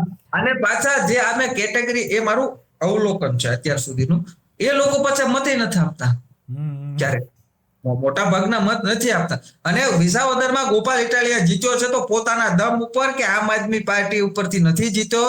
એ જે અમારા આહિર સમાજના લોકો એને, અને કરસનદાસ બાપુએ બી કેટલી મહેનત કરી હતી. એ ખુદ વિસાવદર પછી તો બહાર નીકળી ગયા. અને અમારા આહિર સમાજના લોકો એને મત આપ્યા અને એમના તરફથી મતદાન કર્યું, એના કારણે જીત્યો છે. આ હું નથી કહેતો, આ ગોપાલ ઇટાલિયા ખુદ જાહેર મંચ ઉપરથી સ્વીકારે છે કે ભાઈ તમારા કારણે, તમારા આશરે આવ્યો એટલે મારો ઉદ્ધાર થઈ ગયો. તો ગોપાલ ઇટાલિયાને હું એ પણ કહેવા માંગુ છું, જો તારો ઉદ્ધાર કરી શકતા હોઈએ તો તારો બીજું બધું કરી શકીએ. એટલે વહેમ હોય તો કાઢી નાખજે, પેલા એનું કામ જે કરવાનું વિચાર એ કરજે. જો તારો ના, ઉદ્ધાર ના, કરી સારું કર્યું વિસાવદર વાળાએ કે આનો ચહેરો આખા ગુજરાત સામે મૂકી દીધો, કેટલું કામ કરે છે કે નહીં. 2 વર્ષનું હતું કામ, પછી તો તરત પાછો એમને હવે મોકો મળવાનો જ છે, ત્યારે કરી હા. નાખશે બિહાર વાળી આની ઉપર. બિહાર વાળી, દિલ્હી વાળી, કડી વાળી બધી કરવાના છે ને. અને અને અને હું તો એમ કહું છું, જો તો જામનગર વાળી થવાની જ છે. એમ ને. પાછો આપણે એ વાત તો ભૂલી જ ગયા હો. ઓહ, જામનગરમાં ભાઈને જૂતું પડ્યું, એમ. ખાહડું પડ્યું, હા. અને ખાહડું ખાધા પછી ઇન્ટરવ્યુ આપ્યું, ભાજપ વાળાએ મોકલ્યા, ભાજપ વાળાએ મોકલ્યા. એલા એ ભાઈ, એ કાંઈક તો શરમ રાખ, કઈક તો થોડો ભગવાનથી બી, કઈક તો આયા ડર રાખ થોડો, કે તને કોઈ ઊંઘમાં લાફો મારી જાય સપનામાં, તું એમ કે છો ભાજપ વાળા મને લાફો મારી ગયા. અને ઈ એને નિવેદન આપી દીધું કે આ ઈસુદાન ગઢવી આમથી વિડીયો બનાવ ઓલા ખૂણામાંથી, કે કોંગ્રેસ વાળાએ અમારા ગોપાલ ઇટાલિયા ઉપર હુમલો કર્યો, આમ કર્યું, તેમ કર્યું. ક્યાં પાછો ઓલો ટકલો મનોજ સોરઠિયા પાછો વિડીયો બનાવે, પોસ્ટો કરે કે ભાજપ વાળાએ અમારી આમ આદમી સભામાં પથ્થર મારો કર્યો. એલા પથ્થરો ક્યાં, જોડું ક્યાં, જરાક તો શરમ રાખો, નકટાઓ. એ તો હારું પેલી એક વિધર્મી બેન હતી, એ ઓળખી ગઈ કે આ તો અમારા કોંગ્રેસ વાળો છે. હા, અને પાછા તો એમાં ભાજપનો જ ભાગ કાઢી નાખવાનો. અને પાછો ગોપાલ ઇટાલિયા પોતાના બચાવમાં એવું કે એ તો એ સમયે મેં તો ક્રાંતિકારી માટે થઈને ગુજરાત રાજ્યના તાત્કાલિક ગૃહમંત્રી પ્રદીપસિંહ જાડેજા ઉપર જૂતું ફેંક્યું હતું. એટલે વાહ તારી ભલાઈ, વાહ તારું ક્રાંતિકારી. અને આજે એ જ વસ્તુ તારા ઉપર આવી, સ્થળ બદલાયું, સમય બદલાયો, જૂતું તો એનું એ જ રહ્યું. તે દિવસે પ્રદીપસિંહ જાડેજા ઉપર ફેંક્યું હતું, આજે એ જૂતું એ ભાઈએ તારા ઉપર ફેંક્યું. અને મેં તેમ એ ભાઈ જૂતું ફેંકવા વાળો કોંગ્રેસના માણસ હતા, મેં સમર્થન આપ્યું. મેં કીધું ગોપાલને મેં સમર્થન આપું છું ભાઈ, ગમે તે હોય. બિલકુલ. એ સારું કાર્ય કર્યું. હજી હમણાં બીજી કોઈ ઘટના બની હોત એ બાબતની તો આપણે જરાક એમાં સાયલેન્ટલી રહે થોડા, પણ આ જે ઘટના બની છે, અને હું તો એમ કહું છું આ ગુજરાતની જનતા થોડો સમય જવા દો, આ ગોપાલના લખણ આવા નવા રહેવાના હે ને, અને આ ગુજરાતની જનતા એ જામનગરવાળે કરવાની છે ને, ગામડે ગામડે સભામાં જૂતા જ મારવાના છે. અને બીજી એક વાત તમે એમાં નોટ કરી પ્રતીકભાઈ, જેવું જ ગોપાલ ઇટાલિયન જૂતું પડ્યું ને, આ ક્રાંતિકારીના દીકરાઓ, આ ઈમાનદારીના દીકરાઓ આમ શાંતિ કાઢી નાખા ગુજરાતમાં, આમ હાલતા આ મફતિયા આપ્યા. હવે ગોપાલની સભામાં રેલિંગ બાંધવી પડી. રેલિંગ ની અંદર કોઈ આવવાનું છે જેના ગળામાં આઈ કાર્ડ ન હોય ને એ માણસ સિવાય રેલિંગ ની અંદર કોઈ આવવાનું નહીં. આટલો ડર, એક ખાહડાથી આટલો ડર લાગી ગયો. અને પાછા આ સોશિયલ મીડિયામાં ફાકા પોતદારી કરતા પડે કે ગોપાલભાઈ સાવજના દીકરા છે, ગોપાલભાઈ સાવજ છે, ગોપાલભાઈ તો ગુજરાતનો સિંહ છે. પેલા રેલિંગ બાંધવી પડી ભાઈ. અને કેજરીવાલ ને પડે તો કેજરીવાલ માટે હવે તો બધો બંદોબસ્ત રાખે છે. એ કેવું હોય છે કે જ્યારે કોઈ પણ પાર્ટીમાં જ્યાં પણ સરકાર હોય ત્યારે એક પ્રોટોકોલ હોય છે. હરેક પાર્ટીના કોઈ એવું શીર્ષ નેતૃત્વ આવતું હોય, પછી આમ આદમી પાર્ટી હોય શું છે, કોંગ્રેસ પાર્ટી હોય છે, ભારતીય જનતા પાર્ટી, એક પ્રોટોકોલ હોય છે. કારણ કે ભીડને કાબુમાં લેવા માટે, કોઈ અનિચ્છનીય બનાવ ના બને એના માટે થઈને સ્ટેજ અને સ્ટેજના આગળની વ્યવસ્થાના ભાગરૂપે કરવામાં આવતી હોય છે. એ આખા ભારત દેશની કોઈ પણ પાર્ટી હોય ત્યારે આ બધું કરવામાં આવતું હોય છે. પણ આ બાજુ આ લોકો એવો દર્શાવવાનો પ્રયાસ કરે કે અમે તો આમ આદમી પાર્ટી સામાન્ય માનવી છીએ, આમ તેમ છે, અને એ રીતે આખા વર્તન કરતા હોય છે આ લોકો. પણ આ જૂતા પડે એટલે રેલિંગ બાંધતા થઈ જાય. હા, એટલે હવે શીખી ગયા. પડ્યું છે તો તારા લક્ષણોના કારણે પડ્યું છે, તારા કર્મોના કારણે પડ્યું છે. કે જૂતું કઈ તને ઓલા ભાઈએ શોખ થી કે ફેમસ થવા માટે થઈને નથી માર્યું, તારા ધંધાએ વાત.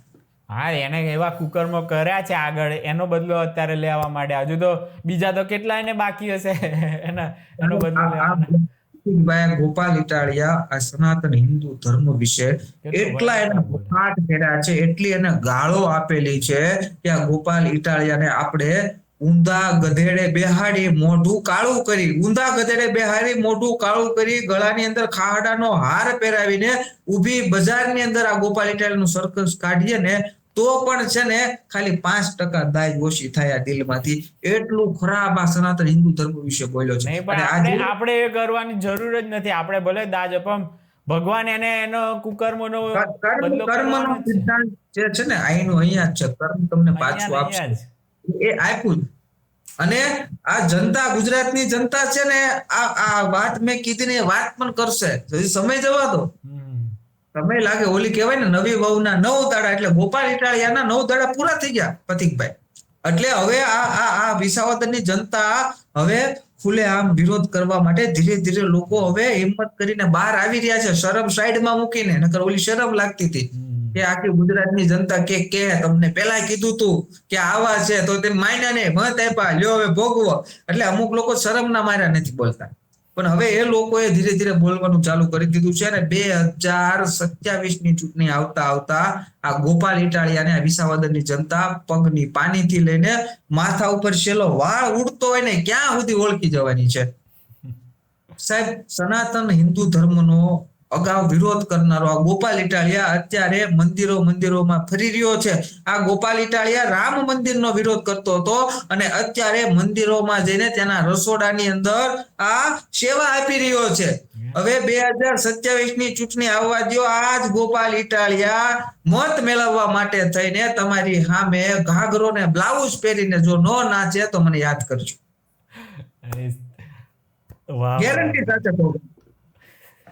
આ મત મેળવવા માટે તેના આમ આદમી પાર્ટીના નેતાઓ એટલા હલકી હદ સુધી જઈ શકે એનું તો આ ગુજરાતની જનતાએ, મોટા ભાગની જનતા તો ક્યારે સપનામાં ના વિચારી શકે, એટલા તો આ હલકા છે.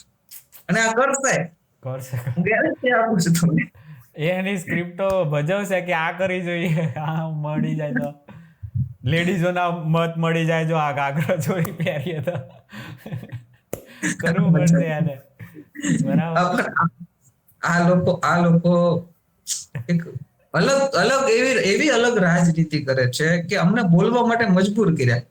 નકર અમે નહોતા બોલતા ભાઈ. આવું જ નહોતું અમારે વિડીયો બનાવવા. અમારે આવું જ નહોતું વિડીયો બનાવવા ભાઈ. અમારે સોશિયલ મીડિયામાં અમે અમારી પોસ્ટ વાળી દુનિયામાં બહુ સારી રીતે જીવતા હતા. 2 શબ્દો લખીને જીવતા હતા. પણ તમે કામ ધંધો કરતા હતા શાંતિથી ને, કારણ કે બધું પરફેક્ટ. ગુજરાતમાં આવું જે વાતાવરણ બનાવે એમાંનું કઈ છે નહીં, પણ સોશિયલ મીડિયામાં એવું વાતાવરણ આ લોકો બનાવતા હતા કે આ સરકાર આવી છે ને તેવી, એટલે ના છૂટકે આવવું પડ્યું છે. આપણે ના છૂટકે આવવું પડ્યું. અને આ ગુજરાતની જનતા એટલો બધો પ્રેમ આપ્યો કે મહિનામાં 28 દિવસમાં 20 મિલિયન વ્યૂ આવવા મળ્યા. એટલો બધો પ્રેમ. હવે તો બંધ જ નથી રહેવાનું થતું. હવે તો કાંટો ચડે આવે છે ગુજરાતની જનતા કે હા લો અમે નથી બોલી શકતા, તમે બોલો છો ને એટલે આપણને સપોર્ટ કરે છે, એવું છે આમાં. અને બીજી વસ્તુ કે મેં બધા લોકો મારો નંબર બહુ માંગતા હતા, એટલે મેં જાહેર નંબર આપી દીધો. સાહેબ, એટલા બધા ફોન આવ્યા એમ કે આ મારા ગામમાં આ વસ્તુ બની છે, આ છે ને આપનો આ નેતા છે ને આ નકરું આવું જ કરે છે, એવા કેટલી ફરિયાદો આવી. મેં કીધું આપણે શાંતિ રાખો, ધીરે ધીરે કરતા બધાની ઝપટે ચડાવડાવશું, પણ તમે મારા ઉપર વિશ્વાસ રાખજો, તમને હું કઈ નહીં થવા દઉં, તમને ગેરંટી આપું છું. ઘણા લોકો ડરતા હતા અમારા ગામમાં રહેવાનું, અમિતભાઈ અમે તમને આ બધું કહીએ એટલે એમ ખબર પડી જવાની કે આ લોકોએ કીધું હશે ને આમ હશે, કદાચી આ લોકો શું કરે કે સોશિયલ મીડિયામાં ખોટા બદનામ કરે આપણને અને અમે પરિવાર વાળા, એવું ઘણા લોકોએ કીધું. તમારે ચિંતા કરવાની જરૂર નથી, સ્ટેપ બાય સ્ટેપ બધાએ કીધું છે. મેં તો હું સામેથી કહું ભાઈ હું તમારો કોલ રેકોર્ડ કરું, હું સામેથી કહું કે ભાઈ મારે તમારી વાત છે, તમે જો કહેતા હો તો હું તમારો કોલ રેકોર્ડ કરું છું, એ પરમિશન આપે એટલે આપણે કોલ રેકોર્ડ કરીએ. એથિક્સ તમે આવા પત્રકારોમાં નહીં હોય, એનથી સારા તમે એથિક્સ થી કામ કરો છો. બોલો. પણ આપણે કેવું કરવાનું છે, હકીકતમાં તમારા બદલે પત્રકારોને જવા જોઈએ કે આ આવું વાતાવરણ બનાવે છે, આવું છે ગુજરાતમાં, લોકો ફોન કરો અમને, પણ એ લોકો એવો નંબર નથી આપતા. પણ પથિકભાઈ, જે મુખ્ય મીડિયા ચેનલો છે તો એ સરભર રીતે ચાલતી હતી કે ભાઈ ભાજપનું કઈ વાંક આવ્યો તો એમનું દર્શાવ્યું, આમ આદમી પાર્ટીનો વાંક આવ્યો તો એમનું દર્શાવ્યું, પછી બીજા લોકોનો વાંક આવ્યો જેમનો જોયું પણ પાર્ટીનું, એ એક જે પત્રકારિતા રીતના હિસાબથી ચાલતું તે રીતે ચાલતું હતું.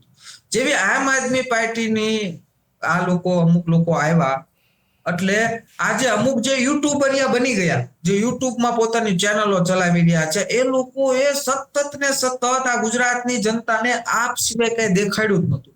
એટલે શું થયું કે જે સોશિયલ મીડિયાનું જે અલ્ગોરિધમ હતું એમાં આ યુટ્યુબના પત્રકારો, એ પેડ પત્રકારો, આ બધાને પૈસા મળતા જ છે, હું ગેરંટી સાથે કહું, મળે જ છે. એટલે આ લોકોએ સોશિયલ મીડિયાના અલ્ગોરિધમની અંદર આમ આદમી પાર્ટીને એવી હદ સુધી ઘુસાડી દીધી કે તમે જ્યાં જુઓ ત્યાં આ લોકોની બકવાસ જ સમજાય, આ લોકોની ફાકા ફોજદારી જ સમજાય. એટલે પછી જયારે આ વાત મારા ધ્યાનમાં આવી, બીજા લોકોને કોઈને આવ્યો તો મને ખબર નથી. પછી મેં આખું એનાલિસિસ કર્યું અને પછી મેં કીધું કે આમની સામે જો લડવું હશે તો તમારે સોશિયલ મીડિયાના અલ્ગોરિધમમાં ફિટ થવું જોઈએ. એટલે પછી આપણે પણ એ લોકોએ જે વિડીયો બનાવવાની સિસ્ટમ ચાલુ કરી એ સિસ્ટમ આપણે પણ ચાલુ કરી સામા જવાબ આપવાની. ધીરે ધીરે ધીરે કરતા કરતા 20 દિવસમાં આપણે સોશિયલ મીડિયાના અલ્ગોરિધમમાં ફિટ થઈ ગયા. અને પછી જે બાકાજીકી બોલાવી અને એ હજી બાકાજીકી ચાલે. તમારી પર ડ્રગ્સ વાળા કરી દીધા તમને એ લોકો. મને કેટલો એના મગજમાં ગોપાલ ઇટાલિયાનો ઘૂસી ગયો હશે કે મારું નામ લેવું પડે કે ભાઈ એ બનાવ બન્યો છે બીજા વ્યક્તિનો છે પણ નામ મારું લે. હા, એટલે તમને એનું કામ શું છે બદનામ કરવાનું, તો તમને એવી રીતે બદનામ કરી દે. તમે એમાં ફિટ થાવ છો, ચાલો ડ્રગ્સ માં કરી નાખીએ તમને.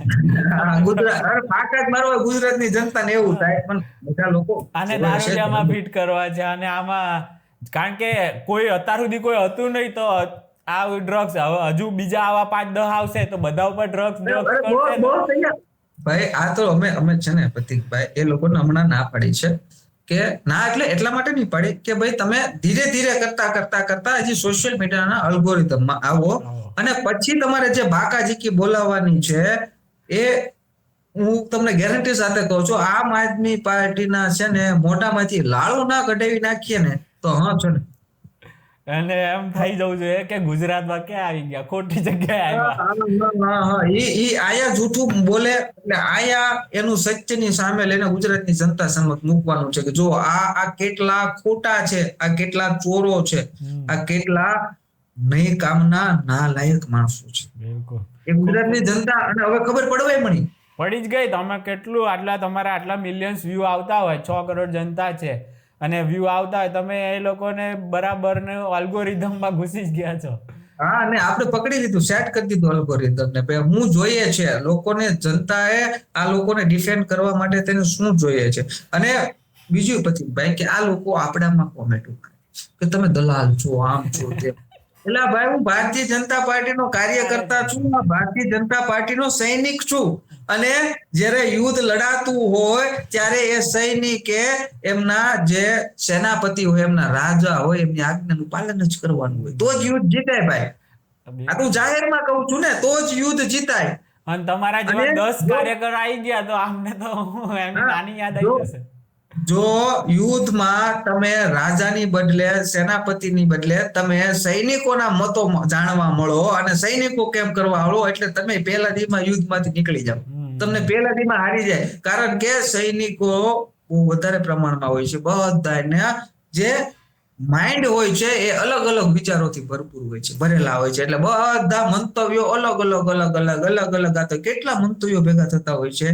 અને જયારે રાજા હોય છે, એમના સેનાપતિઓ જે હોય છે, એમને એ બુદ્ધિશાળીઓ હોય છે, એ તમારા બધા વિચારો એ બધું જોય અને એમાંથી કઈ રીતે યુદ્ધ જીતી શકાય છે એના ઉપર કામ કરતા હોય છે. એટલે આ એક યુદ્ધની જેમ છે અને એમાં સ્ટ્રેટેજી પ્રમાણે ચાલવાનું હોય. તમારી જેમ આધેધડ બાકાજીકી ના બોલાવાની હોય, તમારી જેમ આધેધડ મજા એવું ના કરવું. બાકી ગોપાલ ઇટાલિયાને જે બોલતા આવડે છે એના કરતા 100 ગણું વધારે મને સારું બોલતા આવડે છે, એનાથી ખરાબ બોલતા આવડે છે. જિગ્નેશ મેવાણીને જેટલું બોલતા આવડે છે એનાથી પણ વધારે મને સારું બોલતા આવડે છે. પણ એ કેટેગરી માટે નથી કરવાનું ને આપણે પાછા શિખામણ આપને આવે કે તમે દલાલ છો. એટલે તું કોમેન્ટ મારવા કોનો દલાલ થઈને હોય એ કેમ પેલા ખોટું હોય કે તું દલાલ છો એવું શું કામ કર, કઈક ખોટું બોલ્યા હોય તો તું જણાવ તો અમને ખબર પડે અમારી ભૂલ છે. પાછા આપણે એને કહીએ કે ભાઈ તું દલાલ, તો આપણે શું જવાબ આપે ખબર? હું કોઈ પાર્ટીમાં માનતો નથી, હું કોઈ પાર્ટીનો ચાહક નથી, હું ગોપાલને જાણતો નથી. તો તું હું કામ આવ્યો ગોપાલના વિડીયોમાં કોમેન્ટ મારવા એલા ટણપા? તો એનો જવાબ દે ને. એટલે આ જવાબ આપીએ એટલે પછી તો ભાઈ હું એકલો જવાબ આપી થાકી જાવ. એટલે ઓફિસમાં છોકરા બેઠા હોય ને એ મારા વચ્ચે જવાબ આપી દે. અને મેં છૂટ આપી છું કે ભાઈ તમારે ગાળ સિવાયનો તમને મજા આવે ને જેવો સામો સવાલ આપ્યો પેલા એકવાર પ્રોફાઇલ જેવો જોઈ લેવાની કે ભાઈ આ આમ આદમી પાર્ટી વાળો છે, કોંગ્રેસ વાળો છે, એ પ્રમાણે એમને જવાબ આપવાનો. અને અપશબ્દ ક્યારે બોલવાનો નહીં. ઈ બોલી જાય તો બ્લોક મારી દેજો. તમને એવી ચોખ્ખા શબ્દની કોઈ વ્યક્તિ ગાળ લખે તો આપણે એ ડી કેટેગરીના માણસને જોતો નથી, અને આપણે એને ગમે એટલું કહેવું એ માનવાનું નથી, એટલે બ્લોક મારી દો. હા, તમારી સાથે કોઈ તાર્કિક રીતે ચર્ચા કરતો તેમની સાથે ચર્ચા કરો, કોઈ વાંધો નહીં, અને એમને જવાબ આપો. ત્યાંથી એ તમે જે જવાબ એનો સાચો આપો છો એ તમારા સોશિયલ મીડિયાની અંદર બીજા સો લોકો જોતા હશે, હજારો લોકો જોતા છે તમારા જવાબને. બધા લોકો કોમેન્ટ નથી મારતા, પણ કોમેન્ટ તો જોતા જ હોય છે. એના મનની અંદર કોઈ શંકા હશે, એને જે આમ આદમી પાર્ટીએ જે જૂઠ ફેલાવ્યું છે અને એવું થયું કે હા કદાચ આવું હોઈ શકે, પણ તમે ત્યાં સાચો જવાબ લખ્યો હશે એ વાંચશે એટલે એની શંકા તરત દૂર થઈ ગઈ છે કે ભાઈ આ ના હોઈ શકે, આ લોકો ખોટા છે. એનું હું તમને ઉદાહરણ આપું કે આ કોંગ્રેસ પાર્ટી હોય કે આમ આદમી પાર્ટી હોય, સતત ને સતત આ ગુજરાતની જનતાને, આ દેશની જનતાને એવી રીતે મૂર્ખ બનાવે છે કે ભારતીય જનતા પાર્ટી ગૌ માંસની ફેક્ટરીઓ પાસેથી ફંડ લે છે. આ એકદમ તદ્દન ખોટી વાત છે. ભારત દેશની અંદર ગૌ માંસની એક પણ ફેક્ટરી નથી. ગૌ હત્યા કરનારી એક પણ હિન્દુઓ ચલાવે છે. કોઈ પણ પ્રકારનું લાયસન્સ ભારત સરકારે આપેલું નથી. આ તદ્દન ખોટી વાત છે. આ લોકો કઈ વાત ઉપરથી આપણે મૂર્ખ બનાવે છે કે બીફ, જે વિદેશની અંદર જે પણ પ્રાણીઓ હોય છે એના માંસને બીફ કહેવામાં આવે છે. ભેંસનું માંસ હોય એને બીફ કહેવામાં આવે છે. એટલે આ બીફ શબ્દના ઉપયોગને આ લોકો ભારતની અંદર એવી રીતે કહે છે કે બીફમાં આ લોકો ગાયને ગણી લીધી. વિદેશમાં ગણતા હોય છે, વિદેશની સંસ્કૃતિમાં એ ગણતા હોય છે, પણ આ લોકોએ ભારતમાં પણ ગાયના માંસને બીફ સાથે જોડી દીધું. પરંતુ હકીકતમાં ભારત દુનિયાનો સૌથી વધારે મોટો બીફ એક્સપોર્ટ છે, પણ એ બીફ કોનું છે? એ ભેંસનું માંસ છે ને એક્સપોર્ટ કરે છે, ગાયનું નહીં. ગાયના કતલખાના ક્યાંય પણ કાયદેસર નથી, પણ આ કસાઈઓ ચોરી ચૂપીથી કાયદાનું ઉલ્લંઘન કરીને આ ગાય માતાની કત્લ કરે છે. આની કોઈ ફેક્ટરી નથી. અને આ કોઈ પણ પાગ્યાઓ આમ આદમી પાર્ટીના હોય કે કોંગ્રેસના સમચા હોય એ સબૂત સાથે મૂકે કે આ કંપની ગાયના માંસનું એક્સપોર્ટ કરે છે, તો ન્યાય બીફ વાળું લઈને મૂકી દે. એલા ભાઈ, તું એ કંપનીને ગૂગલમાં સર્ચ કરી જો, ચેટ જીપીટીમાં સર્ચ કરી જો, એ કંપનીનું નામ રાખી કે આ કંપની કયા માંસનું એક્સપોર્ટ કરે છે, તો તને ત્યાં ચોખ્ખા શબ્દમાં ગાય માતાના ફોટો ઉપર એરો આવશે ખોટું, અને ભેંસના ઉપર આમ ટીક આવશે કે ભાઈ આમનું માંસ એક્સપોર્ટ કરે છે. પણ આ લોકો ગાંડું ચલાવે જ છે. હમણાં મેં હર્ષભાઈનો ગૌ હત્યા કરનારા કસાઈઓને ટાંટિયા ટોળ સર્વિસ કરવા એમનો વિડીયો મૂક્યો, તો ત્યાં સવાલ કરવા પડ્યા કે ભાજપ આમ કરે છે તેમ કરે. એલા ભાઈ, સમજો તો ખરા, તમે ગૂગલ સર્ચ કરી તો ખરા, અફવા શા માટે ફેલાવો છો? એ બીફમાં છે ને એ તો પહેલેથી ખબર છે, પણ એ જે સમજે એના માટે છે. બાકી આવા હરામખોરો ધ્રુવ રાઠીએ પણ એવી રીતે છે ને બીફ એટલે ગૌ માંસ કરીને ગણાવડાવી દે છે. એટલે આ બધા જે એક જ ઇકોસિસ્ટમ વાળા છે ને એ મગજમાં એમ જ નાખે કે બીફ એટલે આ ગૌ માંસ એક્સપોર્ટ થાય છે, પણ હકીકતમાં એનું કઈ લાયસન્સ જ નથી, એની ગેરકાયદેસર જ છે આખા દેશમાં, અને પ્રતિબંધિત છે કે ગાય ગૌ માંસની ફેક્ટરી બનાવી ગાય માતાની કત્લ કરવી ત્યાં એ પ્રતિબંધિત છે, ગુનો બને છે. ઘણા રાજ્યોએ આ ગુના આમાં આ લોકોએ અમલમાં પણ મૂકી દીધો છે. ગૌ હત્યા કરવી એના માટે કાયદાની સજાની જે જોગવાઈ છે વધારી પણ છે. ગુજરાત સરકાર પણ આના માટે વધારે મજબૂત કાયદો પણ લાવવાની છે, ઓલરેડી છે જ.